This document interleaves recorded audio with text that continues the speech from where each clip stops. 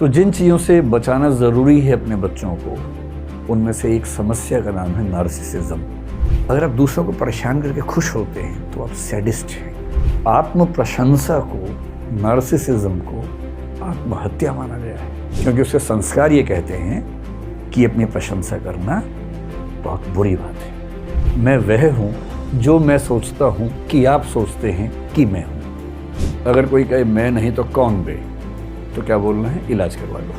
कभी कभी किसी को लगता है कि इस पूरे ब्रह्मांड में मेरे जैसा कोई है नहीं, सब तो मेरे हाथों हो रहा है। रास्तों से कारवां तक, इस जहां से उस जहां तक मैं ही मैं हूं, मैं ही मैं हूं, दूसरा कोई नहीं।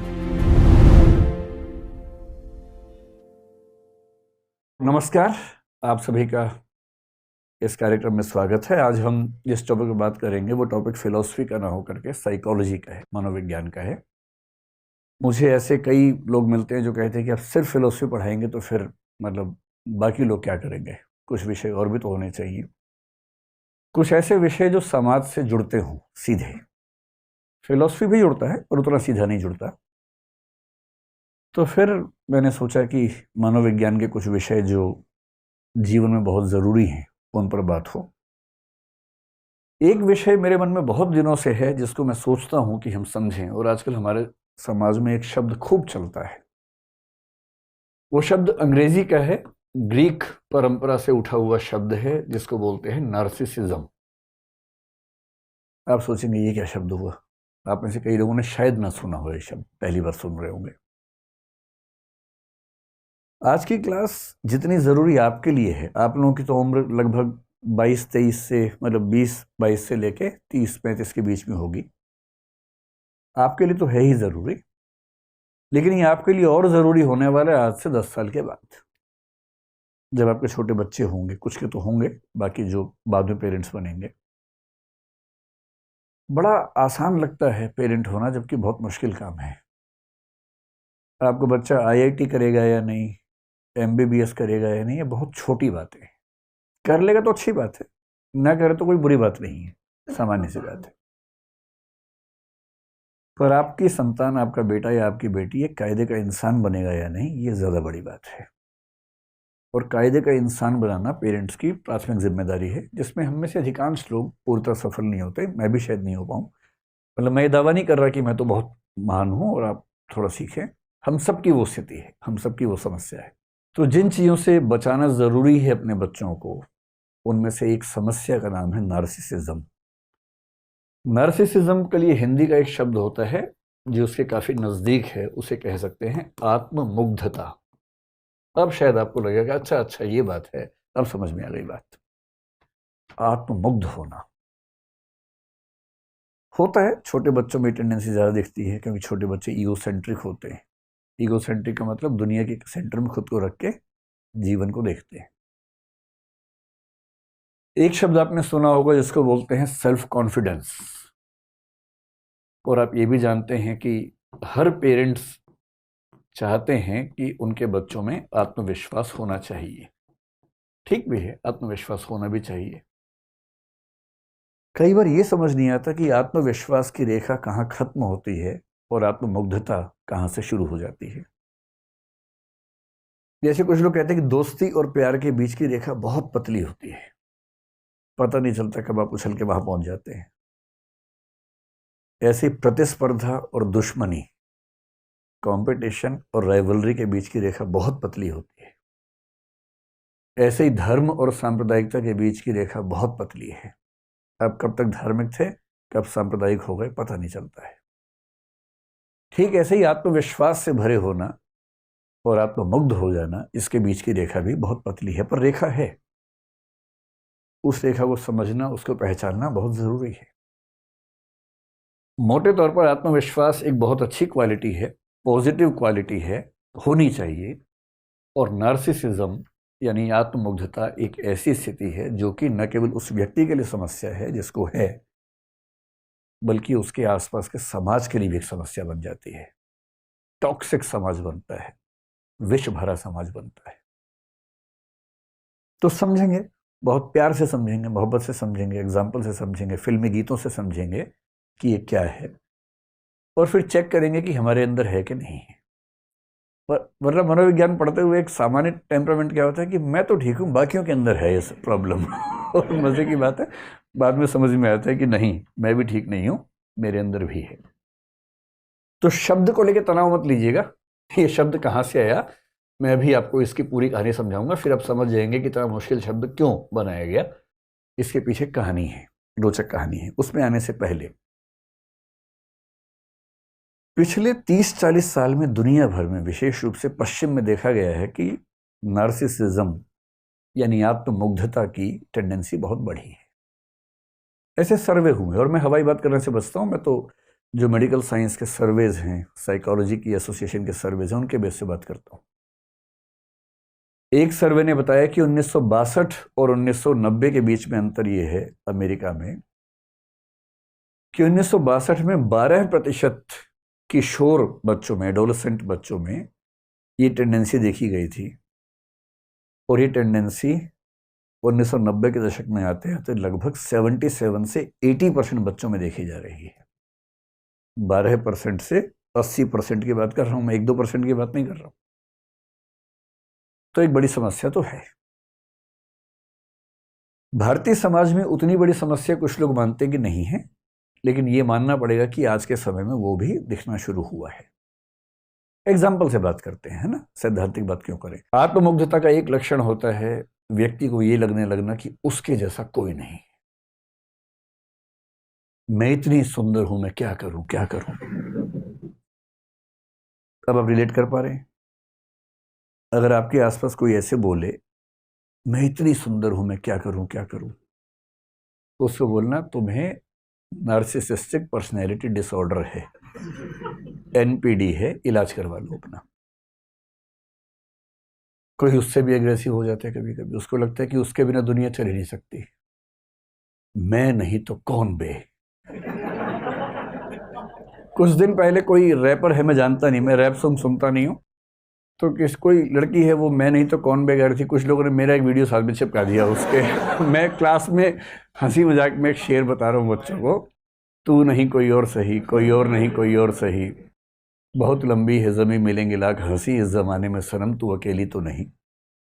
तो लोगों ने इस तरह चलाया कि मैं उसको जवाब, मैं तो जानता भी नहीं उसको कौन है। ज़बरदस्ती लोगों ने कर दिया। पर ये दोनों ही लक्षण नार्सिसिज्म के हैं। अगर कोई कहे मैं नहीं तो कौन बे, तो क्या बोलना है, इलाज करवा लो। किस चीज़ का? नार्सिसिस्टिक पर्सनैलिटी डिसऑर्डर, एनपीडी बोलेंगे।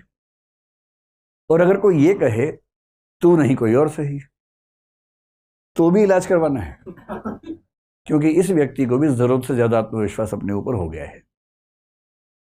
जब इस तरह के वाक्य सुनने लगे आप, तो समझिए कि कुछ गड़बड़ है।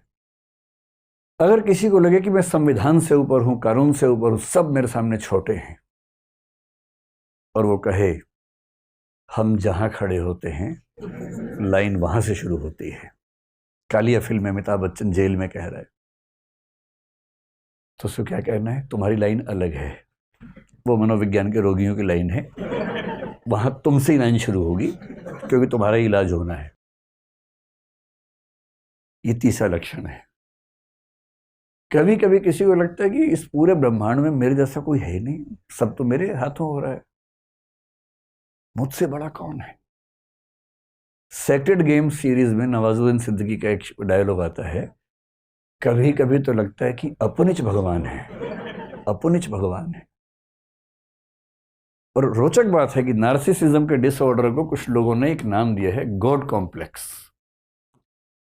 जब किसी को लगने लगे कि वो भगवान है या भगवान जैसा है, भगवान के बाद नंबर 2 पे आता है, तो समझ लो कि सीवियर प्रॉब्लम में है, गंभीर किस्म का नार्सिसिज्म उसको है। तो कभी अगर आपको भी लगता हो कि अपनिच भगवान है, तो इसका मतलब सीरियस बीमारी है, हल्के फुल्के नहीं, सीरियस है। आप लोग तो छोटे हैं, जब आप पैदा हुए थे उसके आसपास एक फिल्म आई थी हिंदी में, राम तेरी गंगा मैली, शायद आपने नाम सुना होगा। उसमें नायक नायिका को संबोधित करके गीत गा रहा है, और नार्सिसिज्म का इतना बड़ा लक्षण मैंने कभी नहीं देखा। वो क्या कह रहा है, मुझको देखोगे जहां तक, मुझको पाओगे वहां तक, रास्तों से कारवां तक, इस जहां से उस जहां तक मैं ही मैं हूं, मैं ही मैं हूं, दूसरा कोई नहीं। यदि आपकी जिंदगी में ऐसा प्रेमी प्रेमिका आ जाए तो सीधे लेके जाना है साइकेट्रिस्ट के पास। आपकी जिम्मेदारी बनती है, सच्चा प्रेम करते हैं तो उसका इलाज करवाइए, क्योंकि यदि आपने उसका इलाज नहीं करवाया तो वो आपका इलाज कर देगा। और जो नार्सिसिस्ट किस्म के दोस्त होते हैं, नार्सिसिस्ट किस्म के प्रेमी प्रेमिका होते हैं, पति पत्नी होते हैं, उनका लक्षण ये है, वो शुरुआत करते हैं लव बॉम्बिंग से। लव बॉम्बिंग मनोविज्ञान का एक कंसेप्ट है, लव बॉम्बिंग। प्यार की बमबारी कर देंगे आपके ऊपर, इतना ज्यादा मैसेज करेंगे, miss you, love you, like you, ये वो। 24 घंटे में कम से कम 500 मैसेज करते रहेंगे। और आप सोचेंगे कि इतना प्रेम करने वाला मनुष्य मुझे मिला है, ऐसा तो दुनिया में किसी को नहीं मिला। ये पहला फेज है, ये स्थायी नहीं है, ये सिर्फ पहला फेज है। वो दरअसल सिर्फ अपने आप से प्यार करता है, और इस समय आपको प्यार करने की वजह से वो अपने आप से प्यार कर पा रहा है। आप केवल एक टूल हैं जिसको हासिल करके उसको खुद से प्यार करने की वजह मिल गई है। और ऐसे व्यक्ति को जो अगला स्तर आता है उसको गैस लाइटिंग बोलते हैं मनोविज्ञान में। गैस लाइटिंग शब्द आपने सुना या नहीं सुना पता नहीं। गैस लाइटिंग एक टर्म है, इसका मतलब ये होता है दूसरों को इतना छोटा करके साबित कर देना, इतना आरोप लगाना कि वो बेचारा अपनी सहजताओं को भी पाप समझने लगे, अपनी कमजोरी समझने लगे। जैसे सुबह मान लीजिए उठने की बात है, सबका मन करता है आराम से उठने का। ये लाट साहब तो 8 बजे उठेंगे। अगर पत्नी एक दिन थोड़ा सा लेट उठ गई तो उसको इतना सुना देगा, तुम कैसी औरत हो, कोई शर्म नहीं तुम्हारे अंदर, तो तुम 8 बजे उठ रही हो। खुद रोज 8 बजे उठता है, 8 बजे उठ रही हो, नरक जाओगी तुम तो। मेरी माँ को देखो 4 बजे उठती है सुबह। इतना सुना देगा, इतना सुना देगा कि उस बेचारी को सुबह 8 बजे उठना इतनी गिल्ट फीलिंग हो जाएगी कि वो धीरे धीरे खुद को धिक्कारते धिक्कारते खत्म हो जाएगी। ये इसका उल्टा भी हो सकता है, कोई महिला किसी पुरुष को करे, ये भी हो सकता है। अपने साथी को, अपने दोस्त को, अपने पति को, पत्नी को, अपने किसी रिश्तेदार को उन चीजों के लिए ब्लेम करना जो दरअसल ब्लेम करने वाली नहीं है, इतना ब्लेम करना कि वो बेचारा इंफीरियोरिटी कॉम्प्लेक्स में, गिल्ट कॉम्प्लेक्स में चला जाए, इसको बोलते हैं गैस लाइटिंग। तो यदि कोई प्यार की बमबारी कर रहा हो तो खतरा है कि अगला स्तर ही आने वाला है। फिर वो आपको हर चीज के लिए जिम्मेदार साबित करेगा, आपका आत्मसम्मान छीन लेगा, सेल्फ रिस्पेक्ट, सेल्फ एस्टीम खत्म कर देगा। ये मोटा मोटा लक्षण जो है, ये लक्षण अगर किसी व्यक्ति में आपको सारे एक साथ दिख जाएं तो उसको हम कहेंगे कि वो नार्सिसिस्टिक व्यक्ति है या नार्सिसिस्ट है। आपके मन में एक सवाल ये आ रहा होगा, कितना मुश्किल नाम क्यों रखा है इसका? इसके पीछे एक कहानी है, और उस कहानी का जो केंद्रीय चरित्र है उसका नाम है नार्सिसस। और नार्सिसस के नाम से इसका नाम पड़ गया नार्सिसिज्म। दरअसल कहानी 2 कैरेक्टर्स की है, एक नार्सिसिस है और एक ईको है, या एको है, जो भी आप बोलते हैं उसको। देखिए, दुनिया के सभी धर्मों में जो शुरुआती कथाएं हैं, कहानियां हैं ना, बहुत रोचक कहानियां हैं। उन कहानियों का एक पर्पस क्या होता है कि नैतिक विचार सिखाने के लिए कहानी का इस्तेमाल करें। जब आप छोटे थे, आपको याद होगा, आपके पेरेंट्स आपको कहानियां सुनाते होंगे।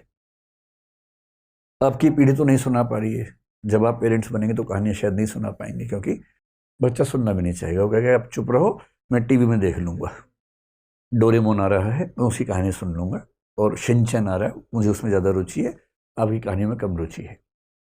लेकिन आज से 1-2 पीढ़ी पहले तक सारे बच्चे कहानियां सुन सुन के बड़े हुए हैं। और पेरेंट्स की कोशिश क्या होती थी, कहानियों के माध्यम से बच्चों को नैतिक मूल्य सिखा दें। ये दुनिया के हर समाज में होता था। और बच्चे कई मुश्किल सवाल पूछ लेते हैं, उनका जवाब देने के लिए भी कल्पनाएं कर लेते हैं। जैसे मैं सोचता हूं कि ग्रीक समाज में किसी बच्चे ने पूछा होगा कि जैसे आप कहीं जंगल में जाके जोर से आवाज दें तो वो आवाज बार बार रिपीट होती है, बाद में एको होती है। तो बच्चे पूछते होंगे कि ये आवाज कहां से आ रही है।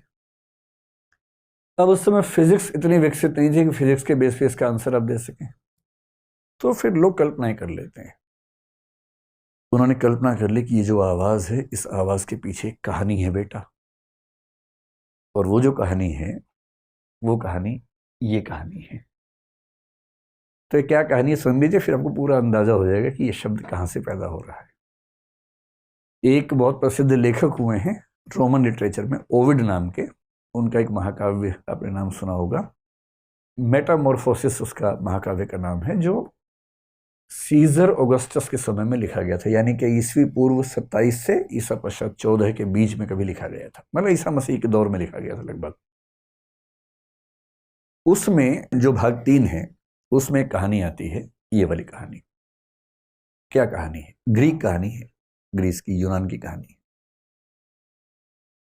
ये एक लड़का था नार्सिसस, और ये कौन था? तो एक देवता है, नदियों के देवता ग्रीस में। जैसे हमारे यहाँ होता है ना कि वर्षा के देवता, सूर्य देवता, चंद्र देवता, वहां भी खूब देवता माने जाते थे उस समय में। तो जो नदियों के देवता थे, सिफिसस बोलते थे उनको, और साथ में एक अप्सरा थी। अप्सरा शब्द यहाँ भी खूब चलता है ना, हमारे यहाँ मेनका को अप्सरा माना गया। और कौन अप्सराएं हैं? उर्वशी है, रंभा है ना। अप्सराओं की कहानी यहाँ भी है, वहां भी होती है अप्सरा की कहानी। निम्फ बोलते हैं, NYMPH। निम्फ का मतलब होता है अप्सरा ग्रीक लिटरेचर में। तो एक अप्सरा थी वहां जिसका नाम था लिरियोपे। तो लिरियोपे नाम की अप्सरा और सिफिसस नाम के नदी देवता का जो पुत्र था उसका नाम था नार्सिसस। में एन लिख देता हूं। अब अप्सरा का बेटा है, देवता का बेटा है, तो स्मार्ट, सुंदर तो होगा ही होगा। बहुत ही सुंदर था। हमें अक्सर गलतफहमी ये होती है कि अपनी सुंदरता की वजह हम है, जबकि हम होता नहीं उसकी वजह। तुक्के से मिली होती है वो, तो है ना। तो इस बेचारे को ये नहीं पता था जो आपको पता है कि तुक्का है। इतना सुंदर था कि इस पे वो गाना सूट करता है, मैं इतना सुंदर हूं, मैं क्या करूं क्या करूं। सच में सूट करता है। इतना सुंदर था कि जो इसको देखता था पागल हो जाता था। इतना सुंदर। तो जितना सुंदर था उतना घमंडी भी था, घोर अहंकारी। अब कई लड़कियां इसको प्रपोज करती थी। भाई अगर कोई आपको प्रपोज करे, मान लीजिए, और आप नहीं पसंद करते हैं, तो कायदे से, विनम्रता से, डिसेंसी के साथ मना कर सकते हैं। सबसे अच्छा तरीका आप ये कहें कि मैं माफ़ी चाहता हूँ, मैं पहले से कहीं जबान दे चुका हूँ, वायदा कर चुका हूँ। बेशक ना दियो, कम से कम उसका अपमान तो नहीं होगा, सम्मान के साथ मना कर दीजिए। पर कुछ लोगों को इससे मज़ा नहीं आता, उनको मज़ा आता है नीचा दिखाने में। कोई आपके पास आके बोले कि आप मुझे अच्छे लगते हैं, आप बोले तू शीशा देखा है कभी? अरे भाई अपनी औकात में रह के सपने देखा कर। अजीब हाल है, भिखारी कहीं का। तो अब ये क्या तरीका हुआ मना करने का? अरे मना ही करना है तो कायदे से मना कीजिए ना। आपका जीवन आपकी संपत्ति है, समझ में आ गया। आप अपनी पसंद का व्यक्ति चुनेंगे, समझ में आता है। पर आप किसी का भी अपमान करते चलेंगे, ये तो सही बात नहीं है। इस घमंडी लड़के को इस बात का एहसास नहीं था, खूब अपमान करता था।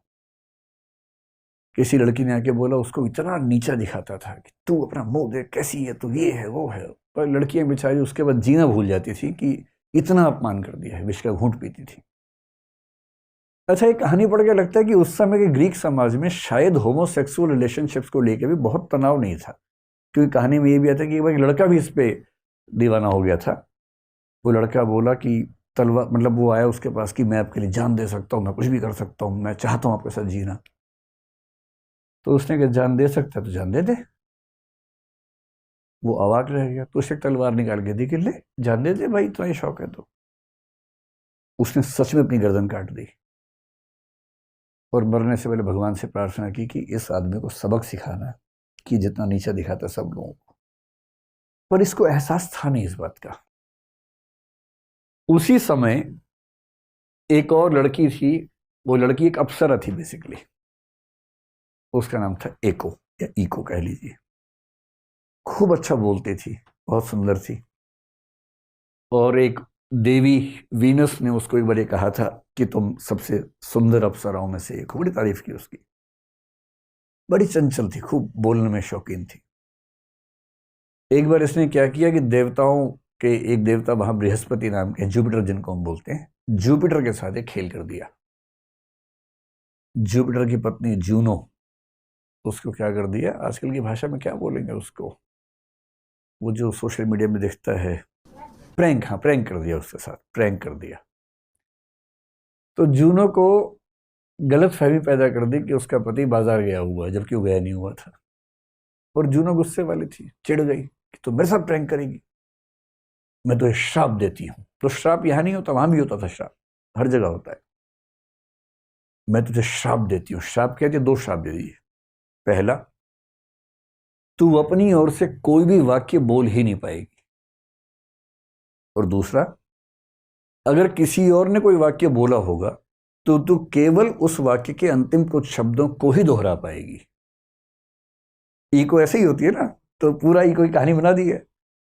अब तू अपनी ओर से कोई नया वाक्य नहीं बोल सकती, और जो वाक्य बोला गया है उसके अंत के कुछ शब्दों को दोहरा सकती है, इतना ही बोलने का अधिकार तेरे पास है। उसके बाद से बेचारे सोचिए, इतनी सुंदर योग्य युवती थी और बेचारी बोल नहीं पाती है। खैर, जिंदगी जी रही थी किसी तरह से। एक दिन नार्सिसस अपने दोस्तों के साथ शिकार खेलता हुआ जंगल में गया। और जब जंगल में गया तो बाई चांस ऐसा हुआ कि अलग हो गया, इसके दोस्त कहीं चले गए, गुम हो गया। अब ये अकेला घूम रहा जंगल में, वहीं इको घूम रही थी। उसने इसको देखा, वो भी दीवानी हो गई इसकी, मतलब पागल हो गई एकदम। इतना सुंदर था ये, वो भी अप्सरा है, कम नहीं है। ये तो अप्सरा का पुत्र है, देवता का पुत्र है। अब वो दीवानी बन बन के पीछे घूम रही है, सामने नहीं आ रही है अभी। अच्छा, इसको एहसास हो रहा कोई है आसपास, पेड़ों की आवाज से, पत्तों की आवाज से। तो उसने कहा कौन है। उसने क्या कहा, कौन है, क्योंकि बोल नहीं सकती। इसको लगा जी पहली कोई खेल रहा है मेरे साथ। फिर इसने कहा सामने आओ। उसने कहा सामने आओ। तब इसने कहा भाई इतना छुपने की क्या जरूरत है, हमें एक दूसरे से बात करनी चाहिए। तो उसका जवाब आया, बात करनी चाहिए। फिर थोड़ी देर के बाद वो सामने आ गई, और वो प्रेम में ऐसी दीवानी थी कि सीधे फिल्मी अंदाज से दौड़ी उसके पास गई गले मिलने के लिए। ऐसी दीवानी हो गई थी, क्योंकि उसको लग रहा था कि बात बढ़िया चल रही है। उस उम्मीद में भाग गई, और जैसी पास आई तो उसने यूं कहा, रुको, दूर हो, छी छी। फिर बोला कि इससे पहले मैं मर जाना पसंद करूंगा, बजाय ये कि तुम मेरे शरीर का आनंद लो। वो बेचारी इको क्या बोली, तुम मेरे शरीर का आनंद लो। बात और बिगड़ गई इससे। और ये वाक्य जैसी उसके मुंह से निकला, उसको खुद इतनी शर्मिंदगी हुई अपने ऊपर, रोती हुई, खून के आंसू रोती वहां से भागी, और इसे धिक्कार के भगा दिया। उसका स्पर्निंग बोलते हैं अंग्रेजी में, धिक्कार करके भगा दिया। ये अपनी औकात देख, अपना मुंह देख।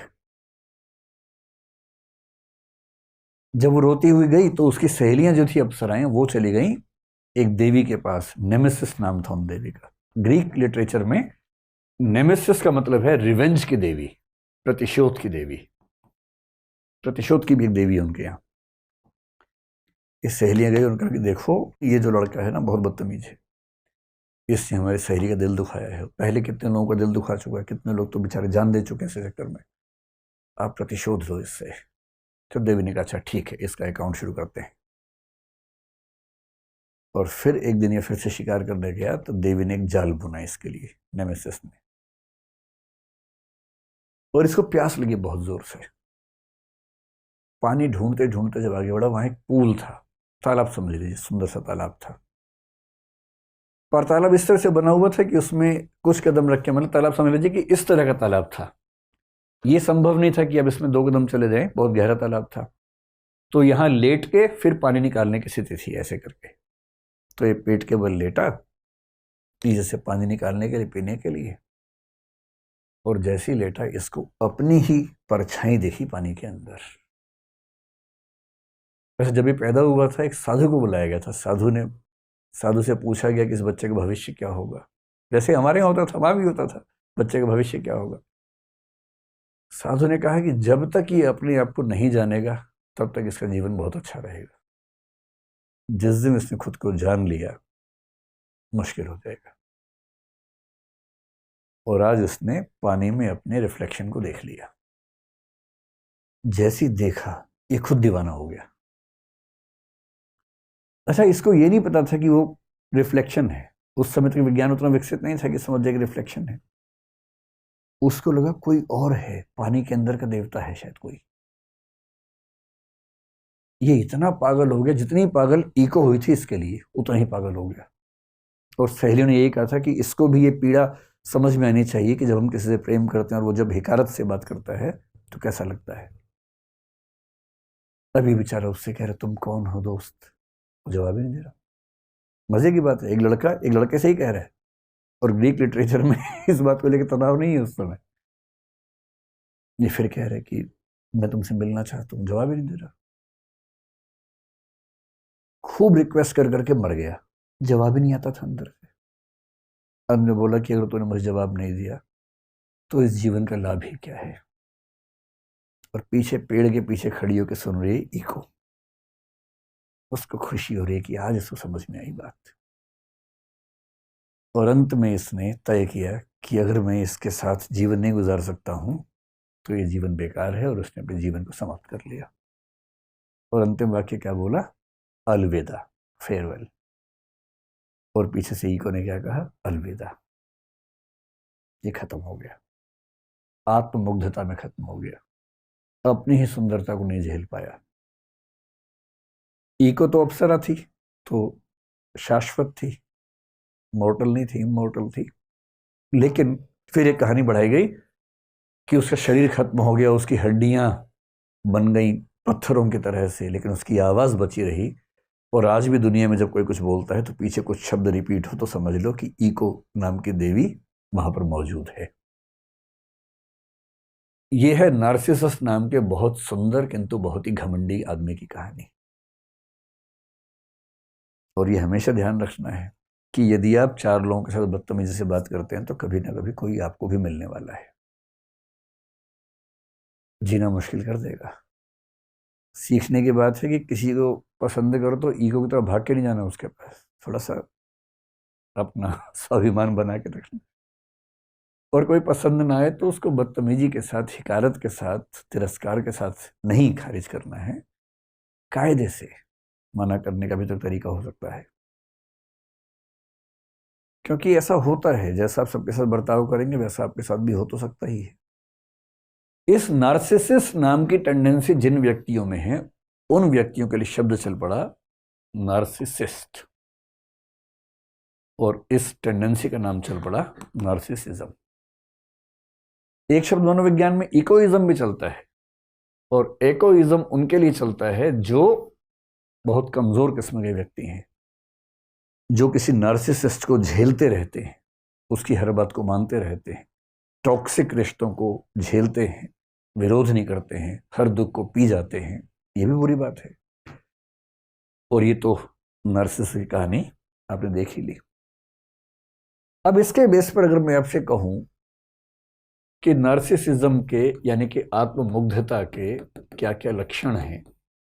आत्ममुग्धता दरअसल पर्याप्त शब्द नहीं है, उससे पूरी बात कन्वे नहीं हो पा रही है, लेकिन हाँ एक सेंस कन्वे हो पा रही है। और आपको यह भी समझना होगा कि ऐसा तो नहीं कि हम भी कहीं इसके शिकार हों। कुछ लोग मानने लगे हैं आजकल कि एक स्तर तक नार्सिसिज्म हेल्दी हो सकता है, आत्ममुग्ध होना एक स्तर तक स्वस्थ मानसिकता हो सकती है, और एक स्तर से आगे बढ़ जाए तो इसको बोलते हैं एनपीडी। एनपीडी का मतलब नार्सिसिस्टिक पर्सनैलिटी डिसऑर्डर। और ये किसी भी तरह का हो सकता है। जैसे कुछ लोगों ने इसके कई प्रकार बताए। किसी किसी को अपने शरीर पर बड़ा गर्व होता है कि जैसी मेरी बॉडी है।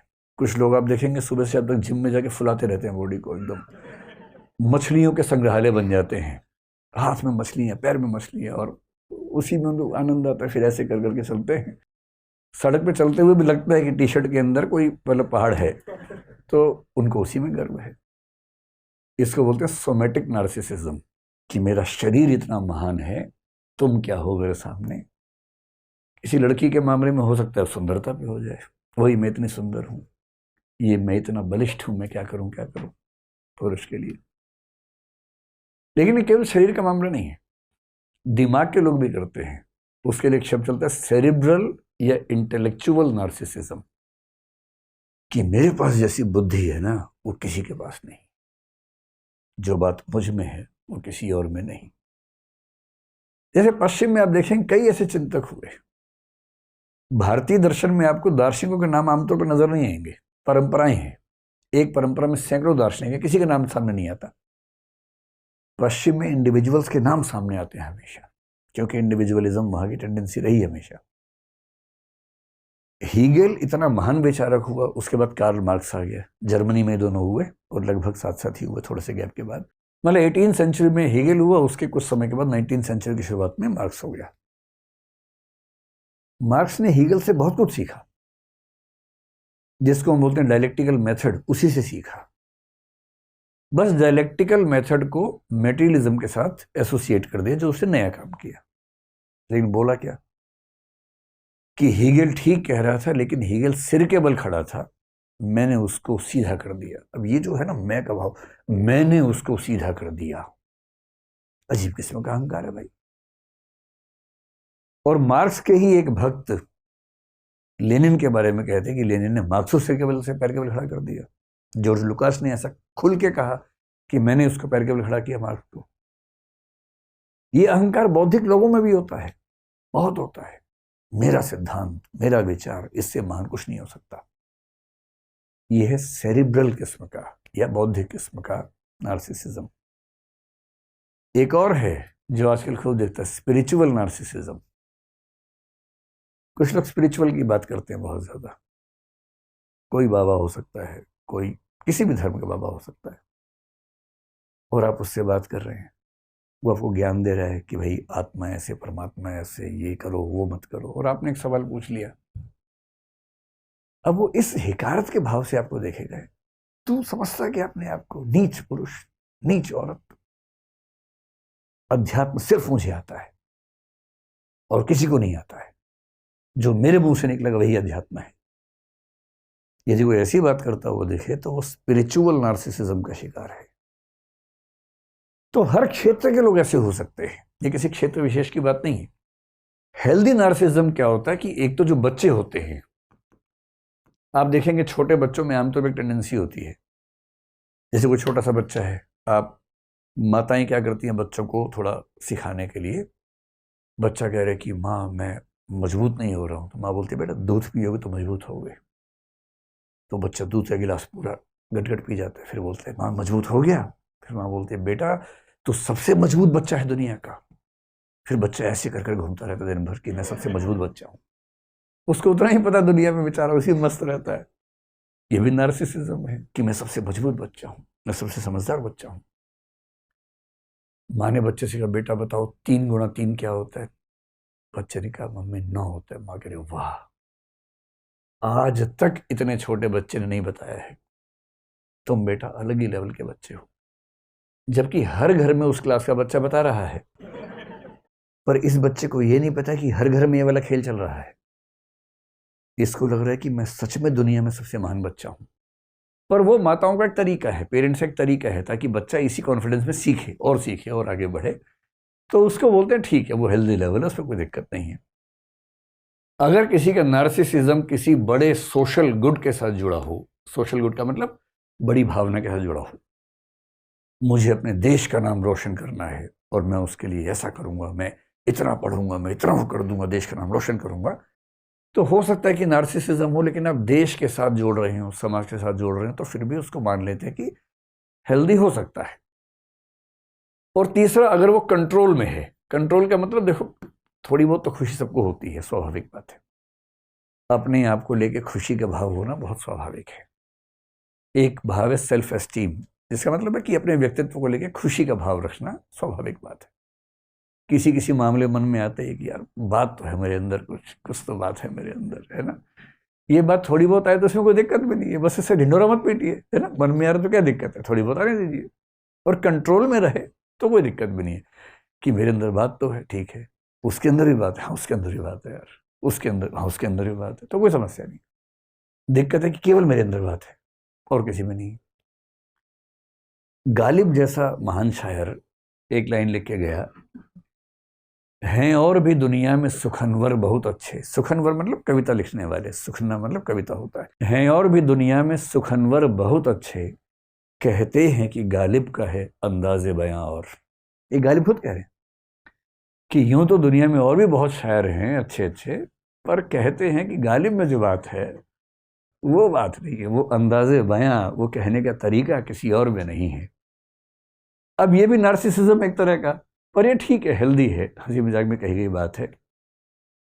फिर गालिब ये भी कहेंगे कि जब मैं मर जाऊंगा लोग बहुत याद करेंगे मुझे, तुम तो मुझे भाव नहीं दे रहे इस समय, बाद में बहुत याद करोगे। कि वो हर एक बात पे कहना कि यूं होता, मतलब हुई मुद्दत के गालिब मर गया पर याद आता है, वो हर एक बात पे कहना कि यूं होता तो क्या होता। ऐसा कई लोग करते हैं, वहां तक दिक्कत नहीं है। आज की इस चर्चा का पर्पज ये नहीं कि अब अपनी तारीफ करना भूल जाए, कीजिए, ज्यादा मन में कीजिए, थोड़ी बहुत बाहर कर लीजिए, लेकिन जब बाहर करें अपने साथ साथ औरों के भी कर लीजिए। जब औरों के भी करेंगे तो ठीक है, जब आदमी केवल अपनी तारीफ में मशगूल रहे रात दिन तब समस्या है।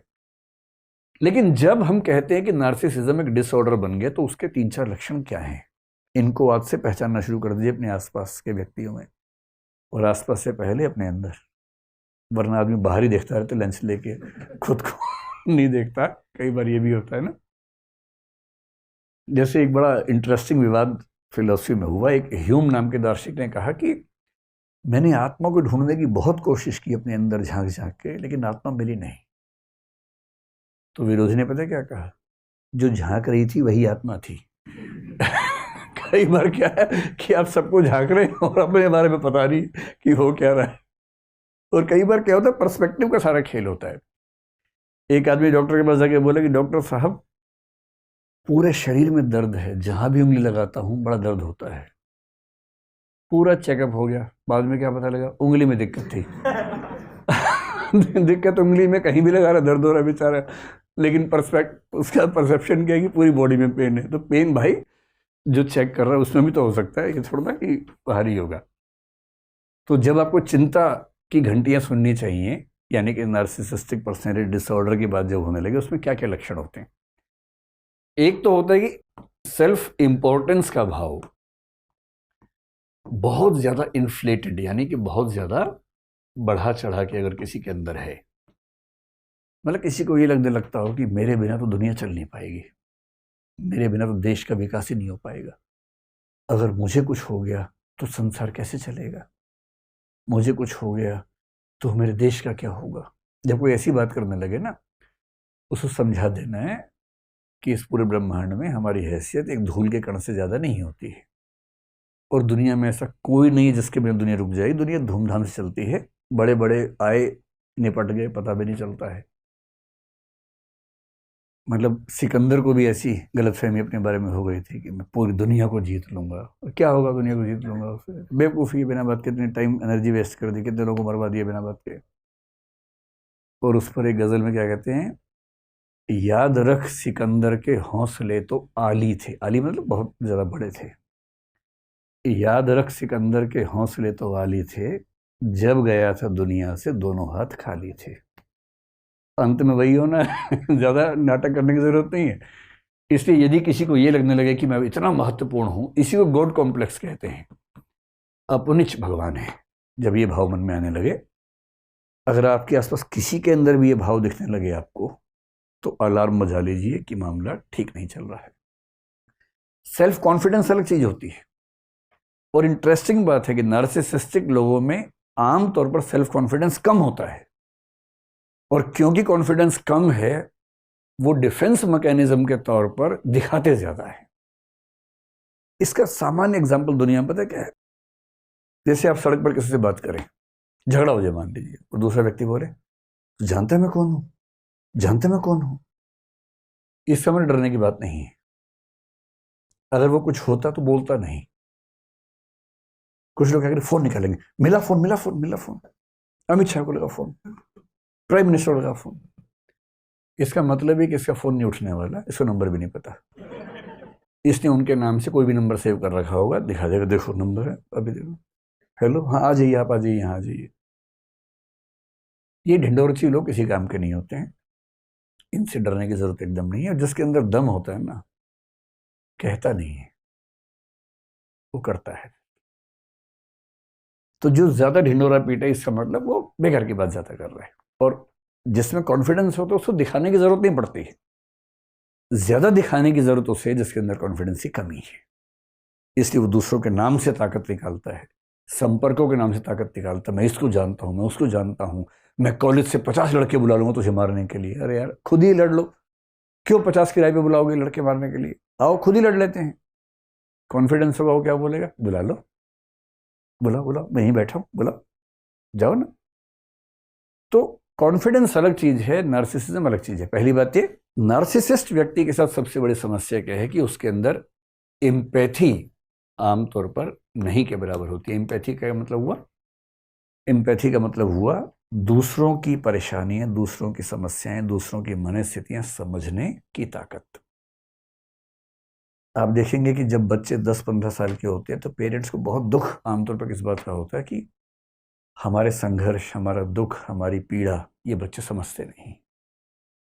हम रात दिन खटते रहते हैं इनके लिए और ये वैल्यू नहीं देते हमें एकदम। इसका मतलब है एम्पैथी का न होना, दूसरों के दर्द को, दूसरों की पीड़ा को न समझ पाना। एक नार्सिसिस्ट व्यक्ति दूसरों के दुख दर्द को महसूस नहीं कर पाता है और कभी कभी तो उससे आगे बढ़ के वो सैडिस्ट हो जाता है। सैडिज्म का मतलब है दूसरों को दुख दे के खुश होना। अगर आप दूसरों को परेशान करके खुश होते हैं तो आप सैडिस्ट हैं। और किसी के साथ भी हो सकता है। जैसे एक मच्छर है, कुछ नहीं कह रहा, आप स्टाइल में उसको मार मार के दिखा रहे हैं कि देखो मैंने मार दिया, देखो एक और मार दिया, और आपको ये फील नहीं हो रहा कि इसको भी दर्द हो रहा होगा। आप सड़क पर चल रहे हैं, वहां कुछ कुत्ते भी घूम रहे हैं, कुछ नहीं कह रहे आपसे, आपने पत्थर उठा के मार दिया उसको। टांग टूट गई, टांग टूट गई, मजा आ गया, मजा आ गया, क्या निशाना है मेरा। आपको फील ही नहीं हो रहा कि आपकी इस बेवकूफी से एक उस प्राणी का बेचारा जीवन भर विकलांग हो गया वो। तो यह है सैडिज्म, एम्पैथी करना होना, उसको भी दर्द होता होगा ये महसूस ना होना। तो एम्पैथी का ना होना, सैडिज्म का होना। एक नार्सिसिस्ट व्यक्ति कभी भी अपने क्रिटिसिज्म को, अपनी आलोचना को नहीं सुन पाएगा। सेल्फ कॉन्फिडेंस और क्रिटिसिज्म में क्या अंतर है? आपके अंदर कॉन्फिडेंस है, कोई आपसे कहेगा यार आप बड़े अच्छे व्यक्ति हो, सब बढ़िया, लेकिन इस मामले में कमजोर हो। आप क्या बोलेंगे? हाँ मैं कोशिश करूंगा, इसमें थोड़ा और काम करूंगा।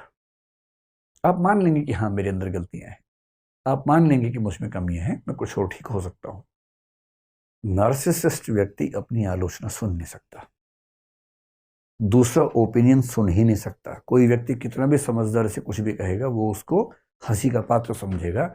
वो अपने सामने किसी और के विचार, किसी की राय को महत्व कभी नहीं देगा। ये नार्सिसिज्म का एक और लक्षण है। और जब आपको ये सारे लक्षण किसी के अंदर दिखने लगे, अगर कोई व्यक्ति किसी के साथ गैस लाइटिंग करता हो, गैस लाइटिंग का मतलब उसको बार बार गिल्ट फीलिंग में डाल देना कि तुम नीच हो, तुम ये हो, तुम वो हो, खराब हो, ये नार्सिसिज्म का एक लक्षण है। और इस व्यक्ति के साथ क्या होता है कि इसके साथ निभाना बड़ा मुश्किल है। जहरीले रिश्ते बनते हैं, टॉक्सिक रिश्ते बनते हैं। और इसलिए यदि आप अपने आसपास किसी ऐसे व्यक्ति को देखें तो पहले तो खुद को बचाएं और दूसरा कोशिश करें कि वो व्यक्ति इस चीज से बाहर निकले। जहां तक भारत की बात है, अगर हम इंडियन सिस्टम में बात करें, इंडियन सिस्टम इस मामले में काफी अच्छा है। ऐसा नहीं है कि वेस्ट में नार्सिसिज्म खूब चलता है, वहां के समाज में सामान्य परंपरा, ऐसा नहीं है। वहां भी तो ऐसे लोग हुए। मैं कई बार जिक्र करता हूं कि सुकरात उसी ग्रीस में हुए थे। उसी सुकरात ने यह बात कही थी कि मैं एक ही बात जानता हूं कि मैं कुछ भी नहीं जानता हूं, बहुत कम जानता हूं। बहुत कम लोग जानते हैं कि वो बहुत कम जानते हैं। बहुत गहरे लोग तो पश्चिम में भी हुए, पर भारतीय परंपरा में आप देखेंगे कि व्यक्ति विशेष का महत्व कम है, समाज का महत्व ज्यादा होता है। और इसलिए आप देखेंगे कि भारत में अगर आपको नार्सिसिस्टिक कैरेक्टर्स देखेंगे तो आमतौर पर वो दिखेंगे जो राक्षस या दैत्य या असुर या दानव के रूप में देखे गए हैं। आप रामायण अगर पढ़ेंगे तो पाएंगे कि उसमें जो रावण का कैरेक्टर है उसके कई कथन, रावण और उसके परिवार में, मेघनाथ का हो सकता है, कुंभकर्ण का हो सकता है, जब वो युद्ध में आते हैं तो कुछ कथन ऐसे बोलते हैं कि मैं सारे संसार का राजा हूं, मैंने सारे संसार को जीत लिया, मैंने इंद्र को हरा दिया, मेरे सामने कोई कुछ नहीं है, तू क्या है। ये नार्सिसिज्म है। लेकिन अब चाहे वो कंस की बात कर लीजिए, चाहे वो दुर्योधन की बात कर लीजिए, इन महाकाव्यों में जो कैरेक्टर्स हम मानते हैं कि नेगेटिव साइड में हैं, उनके अंदर ऐसे सेंटेंसेस आपको खूब नजर आएंगे। लेकिन जो कैरेक्टर्स आमतौर पर पॉजिटिव साइड में हैं, आमतौर पर उनके मुंह से ऐसे कथा नहीं निकलेंगे, बल्कि एक बहुत महत्वपूर्ण कंसेप्ट है महाभारत में। मैं आपको वो छोटी सी कहानी बताता हूं तो आप उसका आनंद ले पाएंगे कि भारतीय परंपरा में कितनी शानदार बात कही गई है। महाभारत आप जानते हैं क्या होता है ना। तो महाभारत का युद्ध चल रहा है कुरुक्षेत्र में, और युद्ध काफी सघन बिंदु पे आ चुका है, खतरनाक बिंदु पे आ चुका है। कौरवों की सेना बहुत बड़ी है, पांडवों की सेना छोटी है। बस पांडवों के पास ये है कि कृष्ण साथ में है, और कृष्ण की जो कूटनीति है, वैसे भी लठैती काम नहीं आती है, कूटनीति बहुत बड़ी चीज है, लठैती की तुलना में उसकी वैल्यू ज्यादा होती है। कृष्ण कूटनीति के इतने पुरोधा हैं कि उनके सामने बड़े बड़े जो बलशाली लोग हैं चल नहीं पाते हैं। अब हो क्या रहा है? अच्छा, कृष्ण को शुरू से अंदाजा था कि कर्ण को संभालना आसान नहीं होने वाला है, बाकी सबको संभाल लेंगे, कर्ण नहीं संभलेगा। तो कुंती ने कर्ण से एक निवेदन किया, और कर्ण ने अपनी माता से कहा, ठीक है माता जी, आप निश्चिंत रहें, आपके 5 बच्चे बचे रहेंगे। जिसमें निहित था कि मैं आपका एक बच्चा नहीं छोड़ूंगा, अर्जुन, बाकी सब छोड़ दूंगा। अब कुंती भी चिंतित है, क्योंकि भाई बच्चे तो उसके हैं ना, बच्चे की चिंता किस माँ को नहीं होगी। अब हो क्या रहा है युद्ध में? द्रोणाचार्य की मृत्यु हो चुकी है, अश्वत्थामा वाली कहानी आपने सुनी ही है।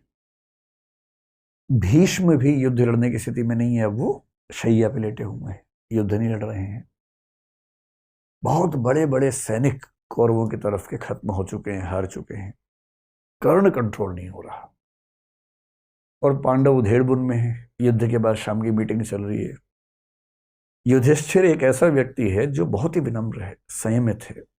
आप युधिष्ठिर के मुंह से गलत बात आमतौर पर नहीं सुनेंगे, क्योंकि संयम बहुत ज्यादा है। लेकिन उस दिन, उस कमजोर क्षण में युधिष्ठिर भी संयम खो बैठे अपना, और अर्जुन को बोल रहे हैं कि तुम तो कहते थे कि तुम दुनिया के सबसे अच्छे धनुर्धर हो भाई, अजीब हाल है, तुम कर्ण को मार ही नहीं पा रहे। काहे कि तुम्हारी धनुर्विद्या, काहे का तुम्हारा गांडीव धनुष। ये सुनते अर्जुन को आग लग गई एकदम, और अर्जुन ने एक कसम ले रखी थी, प्रण लिया हुआ था कि यदि कोई मेरे गांडीव धनुष का अपमान करेगा तो मैं उसका जीवन ले लूंगा। ये प्रण लिया हुआ था, प्रतिज्ञा थी।